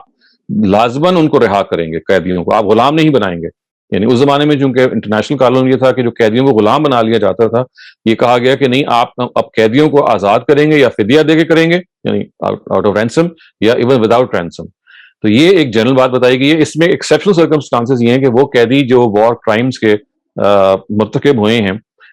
جن کے فیصلوں سے یا جن کی بندوقوں سے لوگ مرے ہیں، جنہوں نے براہ راست مارے ہیں، تو ان پہ پھر آپ ایک وار ٹریبیونل بیٹھ کے ان کے بارے میں فیصلہ کرے گا کہ اب یہ do they deserve any leniency اور shall they be put to death. تو یہ ایک انٹرنیشنل لا ہے اور اسلام بھی اس کو ریکگنائز کرتا ہے۔ لیکن اگر ایسا کوئی کرمنل ہے کہ جس کے بارے میں پتہ چل جائے کہ he is not guilty of any execution اور murder within the war, تو پھر یہ کہا گیا ہے کہ یو ہیو ٹو ریلیز ہم کم واٹ میں، آئیدر آؤٹ آف رینسم اور ود رینسم۔ اگلا سوال ہے چودھری نقیب صاحب کا۔ نقیب صاحب اپنا سوال کیجیے۔ السلام علیکم۔ وعلیکم السلام۔ جی میرا سوال یہ تھا کہ میں بنگلہ دیش سے ہوں، مجھے آپ کی کتاب history of Quran physical study یہ خریدنا تھا، لیکن کیسے خریدوں؟ یہ ہمارے جو ایڈمن کے لوگ ہیں آپ کو بتا دیں گے، جی اس سلسلے میں آپ کو وہ بتا دیں گے، گائیڈ کر دیں گے۔ اور میرا دوسرا سوال یہ ہے کہ قرآن کیا ایولیوشن تو ایگری کرتا ہے یا پھر ڈس ایگری کرتا ہے؟ دیکھیں میں نے ابھی جیسے عرض کیا کہ ابھی تو ہم قرآن کا جس پیسج کو پڑھ رہے ہیں، ہمارے جو سوالات ہیں اس سے متعلق ہیں جو ہم ابھی انٹرٹین کر رہے ہیں۔ آخر میں اگر وقت بچے گا تو انشاءاللہ پھر جو عام سوالات کو بھی لے لیا جائے گا۔ ڈاکٹر شہزاد سلیم، ہمارے ٹاپک کے حوالے سے سوال ختم ہو گئے، تو میرے خیال سے چودھری صاحب کی بات، نقیب صاحب کی بات سن سکتے ہیں۔ Thank you. ٹھیک ہے، اب آپ اپنا ذرا سوال، آپ نے کیا کیا؟ قرآن اور ایولیوشن کا آپ نے سوال کیا؟ جی، کیا قرآن ایولیوشن کو تصدیق کرتا ہے یا پھر قرآن ایک اپنی ایولیوشن بیان کرتا ہے اپنی، اور سورہ سجدہ میں وہ بیان کی گئی ہے۔ البتہ جو ڈارونین ایولیوشن ہے اس کی وہ شدید نفی کرتا ہے، جس کے اندر سپیشیز کی تبدیلی ہوئی۔ یعنی ڈارون تو یہ کہتا ہے نا کہ ایک سپیشی سے دوسری سپیشی تک گئے، اور انسان جو ہے وہ ایپس کے مختلف فیزز سے ہوتا ہوا الٹیمیٹلی انسان، جو آپ نیانڈرتھل مین کہتے ہیں، ہیومن بینگ کہتے ہیں، اس میں وہ آیا۔ یہ وہ ارتقاء ہے، یہ وہ ایولیوشن ہے جو ڈارون بیان کرتے ہیں۔ لیکن قرآن مجید سورہ سجدہ میں بدأ خلق الانسان من طین کے تحت یہ بات کرتا ہے کہ انسان کو اللہ تعالیٰ نے شروع میں انسان ہی بنایا، البتہ شروع میں براہ راست زمین سے پیدا کیا، پھر انہی انسانوں کے اندر آہستہ آہستہ یہ صلاحیت دی۔ وہ شروع سے انسان تھے کہ وہ بجائے اس کے کہ زمین سے پیدا ہوں، بلکہ اس کے بجائے وہ پھر اپنے اعضائے تناسل سے بچے جو ہیں یا اولاد کو آگے بڑھائیں۔ اس کے بعد پھر یہ کہا گیا کہ ان کو نک سک سے درست کیا گیا، ان کی کوالٹیز کو مکمل کیا گیا، اور پھر انہی میں سے ایک آدم اور حوا کا انتخاب کیا گیا۔ تو قرآن تو اصل میں یہ ایولیوشن بیان کرتا ہے جو انسان کے اندر ہوئی ہے، یعنی وہ ڈے ون سے ہومو سیپین جیسے کہ وہ تھا اس کے اندر ارتقاء ہوا ہے کہ پہلے وہ براہ راست پیدا ہوتا تھا، پھر وہ بالواسطہ پیدا ہوا، پھر اس کے اندر پرفیکشن رکھ دی گئی، اور پھر اس پرفیکشن کو رکھنے کے بعد جو قرآن بیان کرتا ہے نا، وَجَعَلَ لَكُمُ السَّمْعَ وَالْأَبْصَارَ وَالْأَفْئِدَةَ، یعنی وہ آپ کو سمع و بصر، فؤاد اور انٹلیکٹ کی صلاحیتیں دی گئیں۔ یہ جب سب کچھ ہو گیا تو پھر انہی انسانوں میں سے ایک جوڑا جو ہے آپ سمجھ لیں آدم اور حوا کا، جس کا انتخاب کیا۔ اس کو آپ تفصیل سے پڑھنا چاہیں تو استاذ جاوید احمد غامدی نے اس کو بیان کیا ہے اپنی تفسیر سورہ سجدہ کے تحت، اس کو آپ وہاں دیکھ سکتے ہیں۔ تو قرآن یقیناً ایولیوشن کو بیان کرتا ہے، لیکن یہ ایک مختلف ایولیوشن ہے۔ جی شکریہ، بہت شکریہ۔ اگلا سوال ہے حمزہ مشتاق۔ حمزہ مشتاق اپنا سوال کیجیے پلیز۔ السلام علیکم۔ وعلیکم السلام۔ ڈاکٹر صاحب، جیسے آپ نے توجہ دلائی ہے کہ جو مال غنیمت ہے، جو رینسم منی ہے، وہ پہلی امتوں کے لیے ویسے ہی جائز رہا ہے جیسے ہمارے لیے جائز ہے، جبکہ مفتی محمد شفیع صاحب یہ کہہ رہے تھے کہ یہ پچھلی امتوں کے لیے تو جائز نہیں تھا، لیکن ہماری امت کے لیے یہ جائز کر دیا گیا۔ جی، تو کوسچن اسی سے ریلیٹڈ ہے کہ جو پہلی امتوں کے لیے شریعت تھی اس میں کچھ چیزیں جائز تھیں اور ہماری امت کے لیے وہ جائز نہیں ہیں، یا پچھلی امت کے لیے وہ جائز نہیں تھیں اور ہماری امت کے لیے جائز کر دی گئی ہیں۔ اسی پہ علماء کہتے ہیں کہ جو پینٹنگ تھی حضرت سلیمان علیہ السلام کے زمانے میں بھی اس کا ذکر کیا گیا قرآن پاک میں، وہ کہتے ہیں کہ ان کے لیے تو جائز تھی لیکن ہمارے لیے یہ جائز نہیں ہے۔ اور پھر حضرت موسیٰ علیہ السلام کے حوالے سے بھی وہ کہتے ہیں کہ انہوں نے حضرت شعیب علیہ السلام کی 2 بیٹیوں کے ساتھ ایک وقت میں شادی کی، لیکن ہماری امت میں یہ جائز نہیں ہے. تو یہ کیا اس طرح کی کوئی چیز ہے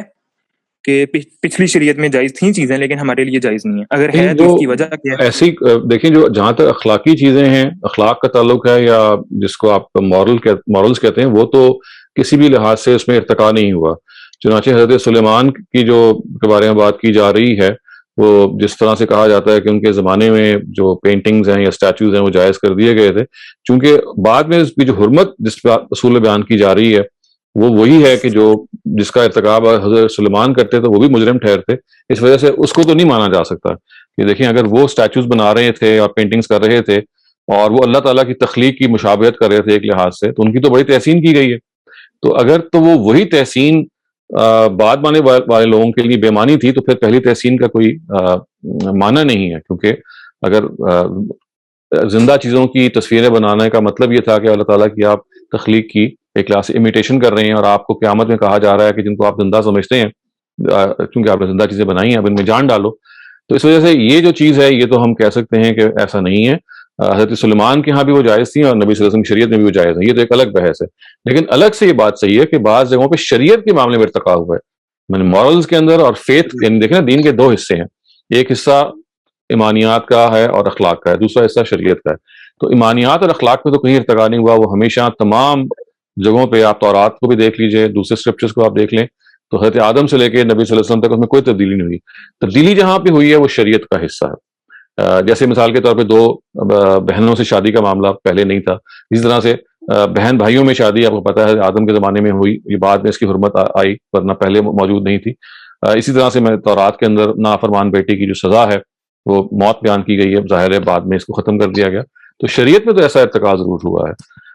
جہاں تک مال غنیمت کی بات کا تعلق ہے تو دیکھیے وہ کیونکہ میں نے آپ سے عرض کیا نا کہ وہاں سارا مغالطہ یہاں سے پیدا ہوا ہے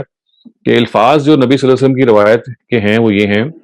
کہ میرے لیے مال غنیمت حلال کر دیا ہے. 5 یا 6 چیزیں ایسی ہیں جو پچھلے پیغمبروں پہ ناجائز تھی اور مجھ پر حلال کر دی گئی ہیں، یہ الفاظ ہیں. اس سے اصل میں استدلال یہ کیا گیا کہ گویا میری امت کے لیے حلال کر دیا گیا ہے، گویا کہ پچھلی امتوں کے لیے ناجائز تھا. تو اس کی میں نے آپ سے گزارش کی تھی، جو توجیہ ہے وہ یہ ہے چونکہ قرآن نے خود بتا دیا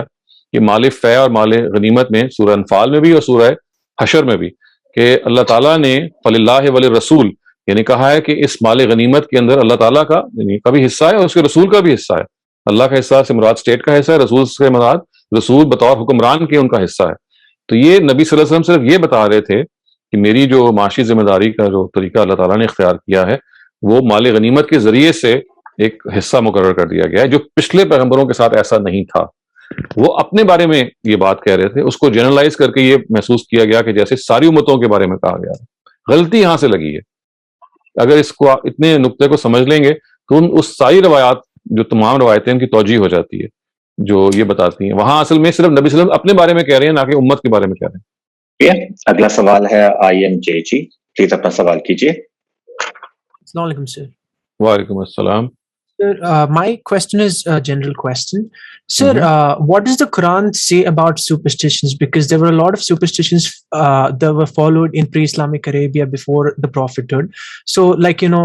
they used to rationalize irrational concepts such as numbers and all those things. And what does the Quran say about it? And how did Prophet Muhammad destroy all of those things? دیکھیے قرآن is very clear about them، اور جبت اور طاغوت کے جو word استعمال ہوئے ہیں قرآن مجید میں وہ اسی طرح کی superstitions کے بارے میں ہیں جو ان گراؤنڈیڈ ہیں اور جو کنجیکچر پہ بیسڈ ہیں، all based on speculation. تو دیکھیے قرآن کا جو اپنا مسلک ہے وہ بیان وہ کرتا ہے کہ ان الظن لا یغنی من الحق شیئا، یہ جو گمان کی جو چیزیں ہیں they have no standing before things which are based on true knowledge. تو وہ اصرار کرتا ہے کہ آپ اپنی زندگی کے جو فیصلے ہیں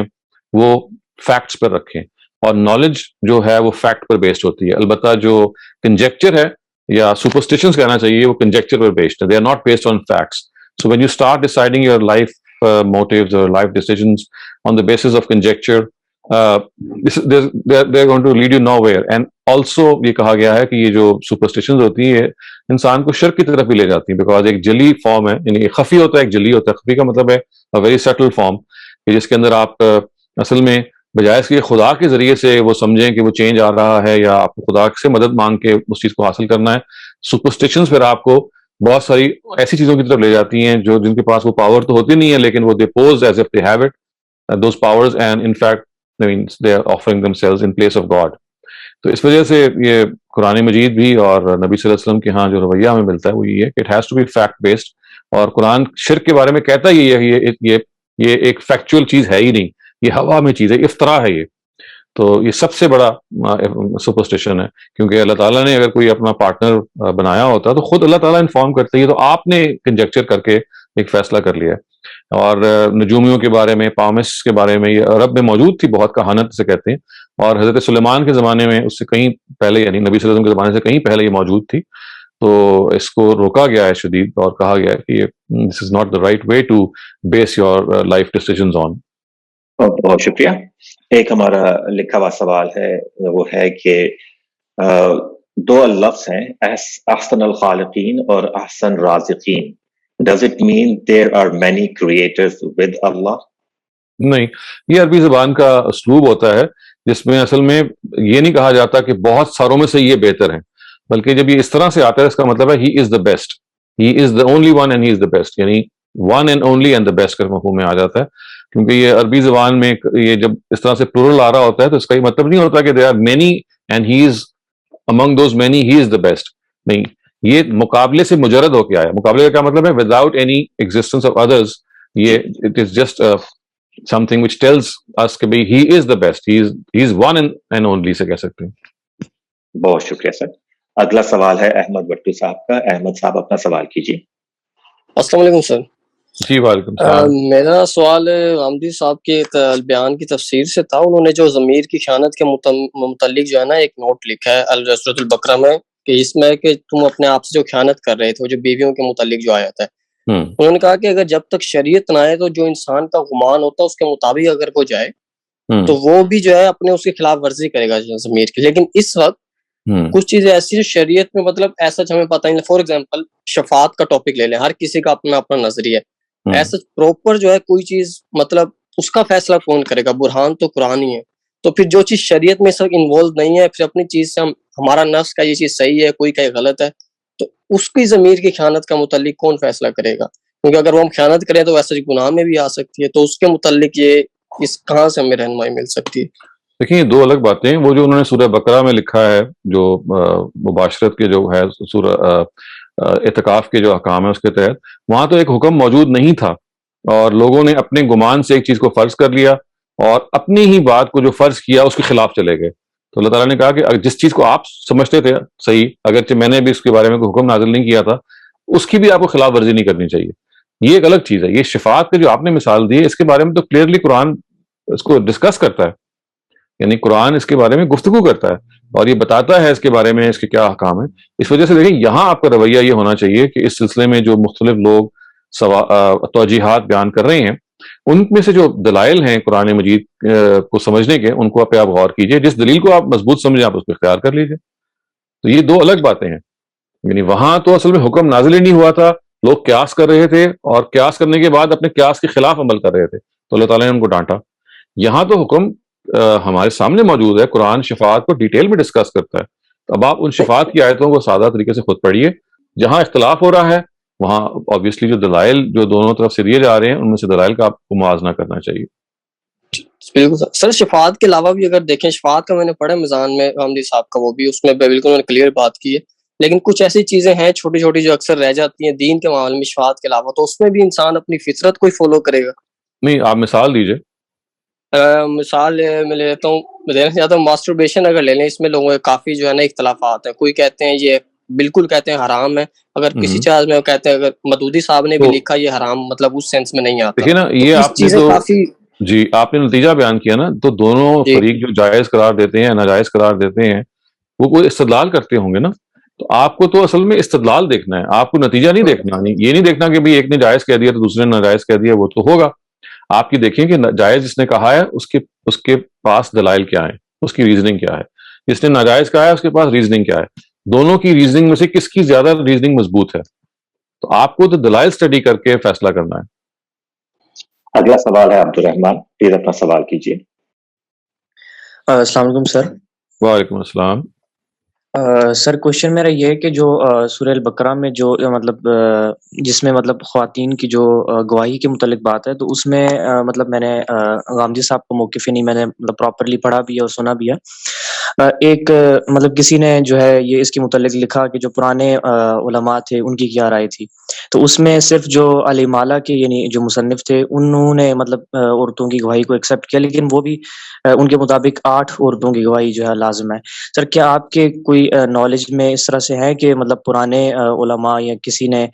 کہ اس طرح سے اس کو ایکسیپٹ کیا ہو یا پھر اس کو مطلب کس طرح سے بیان کیا ہے؟ امام ابن تیمیہ اور ان کے جو شاگرد ہیں حافظ ابن قیم، وہ دونوں اس کی کو مانتے ہیں کہ عورتوں کی گواہی عادی نہیں ہے، اور اس کو بدایت المجتہد میں بھی آپ کو مل جائے گا، اور اقتباس استاذ نے بھی جہاں پہ یہ گفتگو کی ہے وہاں پہ حافظ ابن قیم کا اور امام ابن تیمیہ کا موقف بیان کیا ہے۔ ویسے ان کا آپ کو موقف ان کے فتاویٰ میں الگ سے بھی مل جائے گا، تو وہ بھی عورتوں کی عادی گواہی کے قائل نہیں ہے۔ اسی طرح سے امام ابن الحمام جو ہیں وہ بھی نہیں قائل ہیں، وہ یہ کہتے ہیں کہ اگر عورتوں کی عادی گواہی ہوتی تو پھر یہ احادیث جو صرف خواتین ٹرانسمٹ کرتی ہیں بعض، ان کو بھی ہم ایکسیپٹ نہیں کرنا چاہیے۔ ابن الحمام کا بھی یہ موقف ہے۔ تو چنانچہ وہ کہتے ہیں کہ جو عائشہ سے بہت ساری روایتیں ہیں، حضرت ام سلمہ سے ہیں، تو یہ بھی تو خواتین تھیں، اور بعد میں بھی بعض مرویات ایسی ہیں کہ جو صحابیات سے ہیں۔ وہاں پہ تو ہم نے کہیں اصرار نہیں کیا کہ ایک روایت کو 2 خواتین لازماً ٹرانسمٹ کرے، کیونکہ روایت سے بڑی گواہی تو کوئی ہو نہیں سکتی۔ تو اگر ہم نے حدیثوں اور روایتوں کی گواہی کو ایک خاتون کی گواہی پر ایکسیپٹ کر لیا ہے تو یہ کس طرح سے مانا جا سکتا ہے پھر؟ تو یہ انہوں نے کاؤنٹر کوشچن اٹھایا، تو ابن الحمام کو بھی آپ دیکھ سکتے ہیں۔ تو اور پھر ایک چیز اور بھی ذہن میں رکھیے گا کہ بہت ساری چیزیں ایسی ہوتی ہیں جس میں سب لوگوں کا موقف ضروری نہیں ہوتا کہ وہ ریکارڈڈ آپ کے پاس پہنچ گیا ہو۔ نمایاں وہ لوگ جو جن کے سامنے یہ ایک ایشو کے طور پہ آیا ہوتا ہے تو وہ آپ کے سامنے آ جاتا ہے۔ پھر تیسری بات اس کو بھی ذہن میں رکھیے گا کہ ایک مرتبہ کوئی اوپینین جب فارم ہو جاتا ہے تو جب تک کہ کوئی شخص اس اوپینین کو چیلنج کرنے والا نہیں پیدا ہوتا، عام طور سے چونکہ تقلید ہمارے ہاں امت کی روش میں داخل کر دی گئی، تو پھر سوچنے سمجھنے کی کا چونکہ رستہ ہی بند ہو گیا چیلنج کرنے کا یا دوسری سوچ کو سامنے لانے کا، تو جو ایک رائے قائم کر لی گئی اس رائے کو پھر اختیار ہی کر لیا گیا۔ تو یہ سارے عوامل مل ملا کے پھر آپ کو اس جگہ پہ لے جاتے ہیں کہ اگر آپ کو کوئی رائے اس وقت کوئی مختلف مل رہی ہے اور آپ کو حیرانی ہو رہی ہے تو اس کا آپ کو پس منظر پتہ ہونا چاہیے کہ بھئی وہ تقلید کی جو دور سے ہم جی رہے ہیں، گزر رہے ہیں، آج بھی گزر رہے ہیں، اس میں پھر اس سے اور مختلف اور آپ کیا ایکسپیکٹ کر سکتے تھے؟ اس کے علاوہ اور کچھ شاید ہو نہیں سکتا تھا۔ سر اسی پہ کاؤنٹر کویشچن یہ ہے کہ سر آپ نے مطلب یہ تقلید یا اس کی بات کی، تو سر رسول اللہ کی ایک حدیث ہے کہ میری امت کبھی گمراہی پہ جمع نہیں ہوگی، تو سر اجماع جو ہے اس کی پھر مطلب کیا ہوگی کہ جب امت کسی بات کو ایکسیپٹ کر لے تو پھر اس کو یعنی اسی طرح سے یعنی ایکسیپٹ کیا جاتا ہے؟ نہیں، یہ تو آیت روایت کا مطلب نہیں ہے۔ روایت کا تو مطلب یہ کسی غلطی پہ جمع نہیں ہوگی۔ گمراہی ایک اور چیز ہے اور غلطی ایک اور چیز ہے، اور ایسے لوگ رہیں گے جو اس غلطی کو درست کرنے والے ہوں گے۔ اس کے بارے میں تو تفصیل سے حافظ امام شوکانی نے اس روایت پہ تنقید کر کے بتا دیا کہ اس روایت کا یہ مطلب نہیں ہے جو عام طور سے لیا جاتا ہے کہ ساری امت جو ہے وہ جمع نہیں ہوگی۔ وہاں خطا کا لفظ ہے جو زیر بحث ہے، کہ سب کے سب جو غلطی نہیں کریں گے، کوئی نہ کوئی ایسے لوگ ہوں گے جو آپ اس کو پوائنٹ آؤٹ کریں گے جی کہ یہاں پہ آپ سے غلطی ہو گئی ہے، سب کے سارے غلطی کے مرتکب نہیں ہوں گے۔ اور وہاں جو الفاظ ہیں وہ اس سے میل نہیں کھاتے جس مفہوم کو اس میں انٹرپریٹ کیا گیا کہ یہاں اجماع کی خلاف ورزی ہو رہی ہے۔ تو اجماع کے حق میں جو دلائل دیے جاتے ہیں، سورہ نساء کی ایک آیت اور لن تجتمع الامتی علی ضلالہ جو آپ نے روایت کوٹ کی ہے، یہ ان دونوں کو امام شوکانی نے جس طرح سے ان کو بتایا ہے اور چیلنج کیا، اور اس دور میں امام وحید الدین خان صاحب نے اور استاد جاوید احمد غامدی نے اپنے اپنے مضامین میں ان دونوں اس روایت کو بھی اور اس قرآن کی آیت کو بھی بتایا ہے کہ دیکھیے یہ اس مفہوم میں نہیں ہے جس مفہوم میں لوگ اس کو اجماع کے حق میں دلیل کے طور پہ پیش کرتے ہیں۔ محمد فابان اپنے آپ کو انمیوٹ کر لیجیے۔ جی السلام علیکم سر۔ جی وعلیکم السلام سر میرا کوشچن نا سر اسلامک شریعت سے متعلق ہے۔ ایک جیسے سر قرآن پاک میں بیان کیا گیا ہے کہ مرد کو نا قوام بنایا گیا ہے خواتین کے اوپر، مطلب یہ تو اس کانٹیکسٹ میں بات ہو رہی ہے جب خاندان کا ادارہ قائم ہو گیا ہے شادی کے بعد۔ سر اب یہ ایسے چلو عرب کے معاشرے میں ہم مانتے ہیں کہ وہ ایک پیٹریارکل معاشرہ تھا، اس میں یہ حکم اپلیکیبل لگتا تھا ہمیں، ٹھیک ہے، تو ہونا بھی چاہیے تھا۔ سر آج کے دور میں جب یہ جینڈر ایکویلٹی کا ایک مسلمے کی حیثیت اختیار کر چکا ہے. تو سر کیا اس طرح یہ نہیں لگتا کہ یہ حکم جو ہے یہ ابدی نہیں ہے اور اسلامی شریعت جو ہے وہ ایک خاص دور کے لیے تھی؟ کیونکہ آج کے جو دلائل ہیں وہ تو مرد اور عورت کو ایکولی دیکھ رہے ہیں، مطلب وہ دونوں بے شک عورت ہے ایک گھر کو چلا سکتی ہے. تو اس کے بارے میں ذرا آپ ایکسپلین کیجیے گا کہ اس سے ہمیں یہ نہیں تاثر ملتا کہ شریعت جو ہے ایک خاص دور کو ایڈریس کرتی ہے اور وہ اس کی اپلیکیشن چینج ہو سکتی ہے دور کے لحاظ سے. دیکھیں جینڈر ایکوالٹی کا جہاں تک معاملہ ہے اس کے اندر جو جینڈر کے رولز ہیں ان کو تو آج بھی سب لوگ اکنالج کرتے ہیں، وہ اس بنیاد پہ غلط نہیں قرار دیتے. جینڈر ایکوالٹی کے دو پہلو ہیں، ایک یہ ہے کہ بطور مرد اور عورت کے انسان ہونے کے ناطے ان کا جو سٹیٹس ہے وہ برابر ہے. یعنی یہ نہیں ہے کہ ایک کوئی برتر انسان ہے دوسرا کوئی کمتر انسان ہے. ہمارے ہاں اگر آپ تاریخ پڑھیں گے تو خواتین کے ساتھ یہ باقاعدہ ان کو معصوم کیا گیا کہ وہ ایک کمتر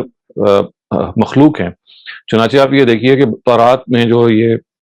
موجود ہے جو افزائش کا جو واقعہ پورا جو پیدائش کا واقعہ ہے اس میں یہی بتایا گیا ہے کہ حضرت حوا نے حضرت آدم کو ورغلایا، اور پھر سزا کے طور پہ یہ کہا گیا کہ اللہ تعالیٰ کی طرف سے کہ تم نے چونکہ آدم کو ورغلایا ہے اب تمہاری جو نسلیں ہیں جب وہ بچہ جنیں گی تو ہمیشہ وہ درد سے گزریں گی تاکہ تمہارے اس گناہ کی تلافی کی سزا مل سکے. تو یہ تو ہمارے ہاں اصل میں آپ یہ دیکھیے کہ عورت کو ایک لحاظ سے ایک سیکنڈری جگہ پہ رکھنے کے لیے بہت شروع سے لے کے آج تک کی جو بہت ساری کلچرز ہیں اس میں یہ تو ایک لحاظ سے ایک گیون کے طور پہ موجود ہے. فیمنزم کی جو تحریک ہے اس کے رد عمل میں پیدا ہوئی ہے، اور فیمنزم کی تحریک جب اس کے رد عمل میں پیدا ہوئی ہے تو وہ خود ایک دوسری انتہا کو پہنچ گئی ہے. تو اس لیے آپ کو میں یہ عرض کروں گا کہ جب آپ قرآن مجید کو انالائز کریں تو موجودہ اور سابقہ جو حالات ہیں اس کو سامنے رکھ کے ضرور کریں. قرآن ایک ٹائم لیس چیز ہے. ٹائم لیس کا مطلب یہ ہے کہ وہ کسی ٹائم باؤنڈ جگہ پہ نہیں کھڑا ہوا، وہ تو آپ کو یہ بتا رہا ہے کہ جو شریعت دی جا رہی ہے وہ کس لحاظ سے ابدی ہے، اس کی نیچر کیا ہے. آپ جب کرنٹ حالات کو دیکھتے ہیں تو ان کرنٹ حالات کا جو پس منظر ہے وہ ایک رد عمل سے پیدا ہوا ہے. یعنی یہ جب جینڈر ایکوالٹی میں رولز کا جو پہلو اختیار کیا جا رہا ہے وہ اس نیگیٹو نفسیات کے مقابل میں ایک نیا رد عمل ہے جو سامنے آ رہا ہے، اور جس کے خلاف اب پھر سے آوازیں اٹھنا شروع ہو گئی ہیں اور لوگ اس کے خلاف اب آج بھی بولنا شروع ہو گئے ہیں. اس وجہ سے جو وقت کی رو ہوتی ہے یا وقت کا جو ایک لحاظ سے اس کی آواز ہوتی ہے، قرآن تو اس کے تابع نہیں ہے. قرآن مجید تو ایک مستقل آپ کو بات بیان کر رہا ہے. ہاں البتہ جو کلچر جس میں آپ زندہ ہیں اور جو ماضی کا کلچر ہے اس کو اگر آپ سمجھیں کہ یہ چیزیں پیدا کہاں سے ہو رہی ہیں تو قرآن کی بات آپ کو سمجھنے میں بڑی آسانی ہوگی، اور وہ آج بھی آپ کو یہ صحیح لگے گا کہ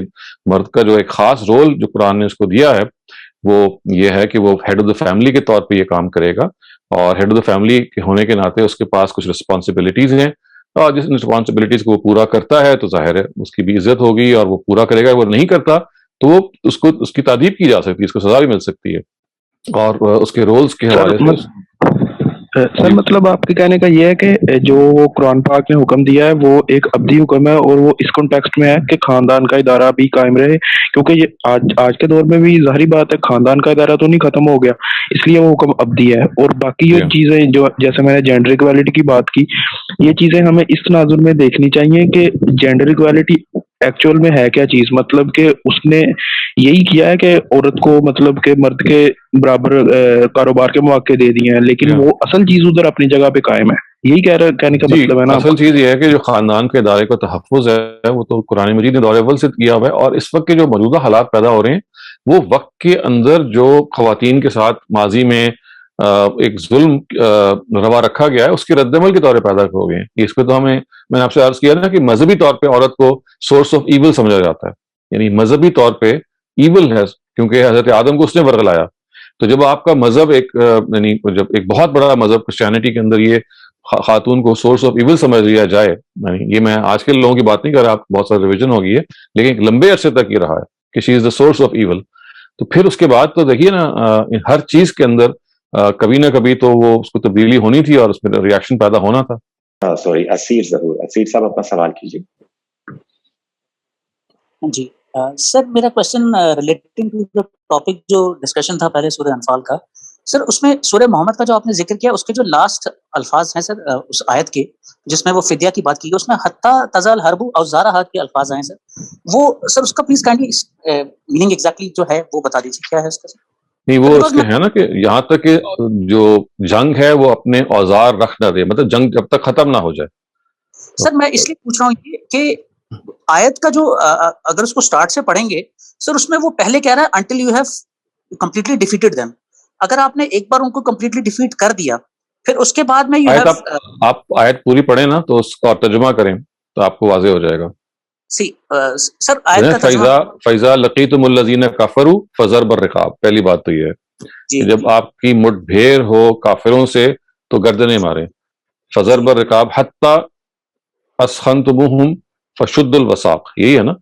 آپ اچھی طرح سے خون ریزی کر لیں اور ان کو باندھ لیں یہاں تک کہ پھر فشد الوثاق کہ آپ ان کے قیدی باندھ لیں. جب یہ ہو جائے گا فَإِمَّا مَنًّا بَعْدُ وَإِمَّا فِدَاءً،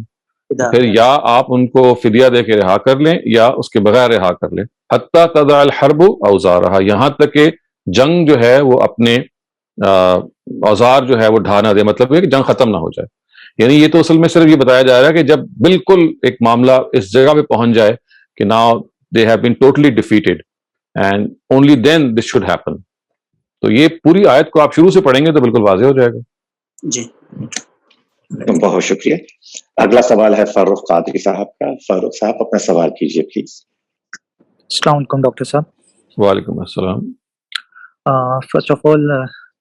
سب سے پہلے آپ کا بہت شکریہ ادا کروں گا بیکاز اور اللہ تعالیٰ آپ کو اس کا جزا دے. Today I have learned a lot of valuable information from this session.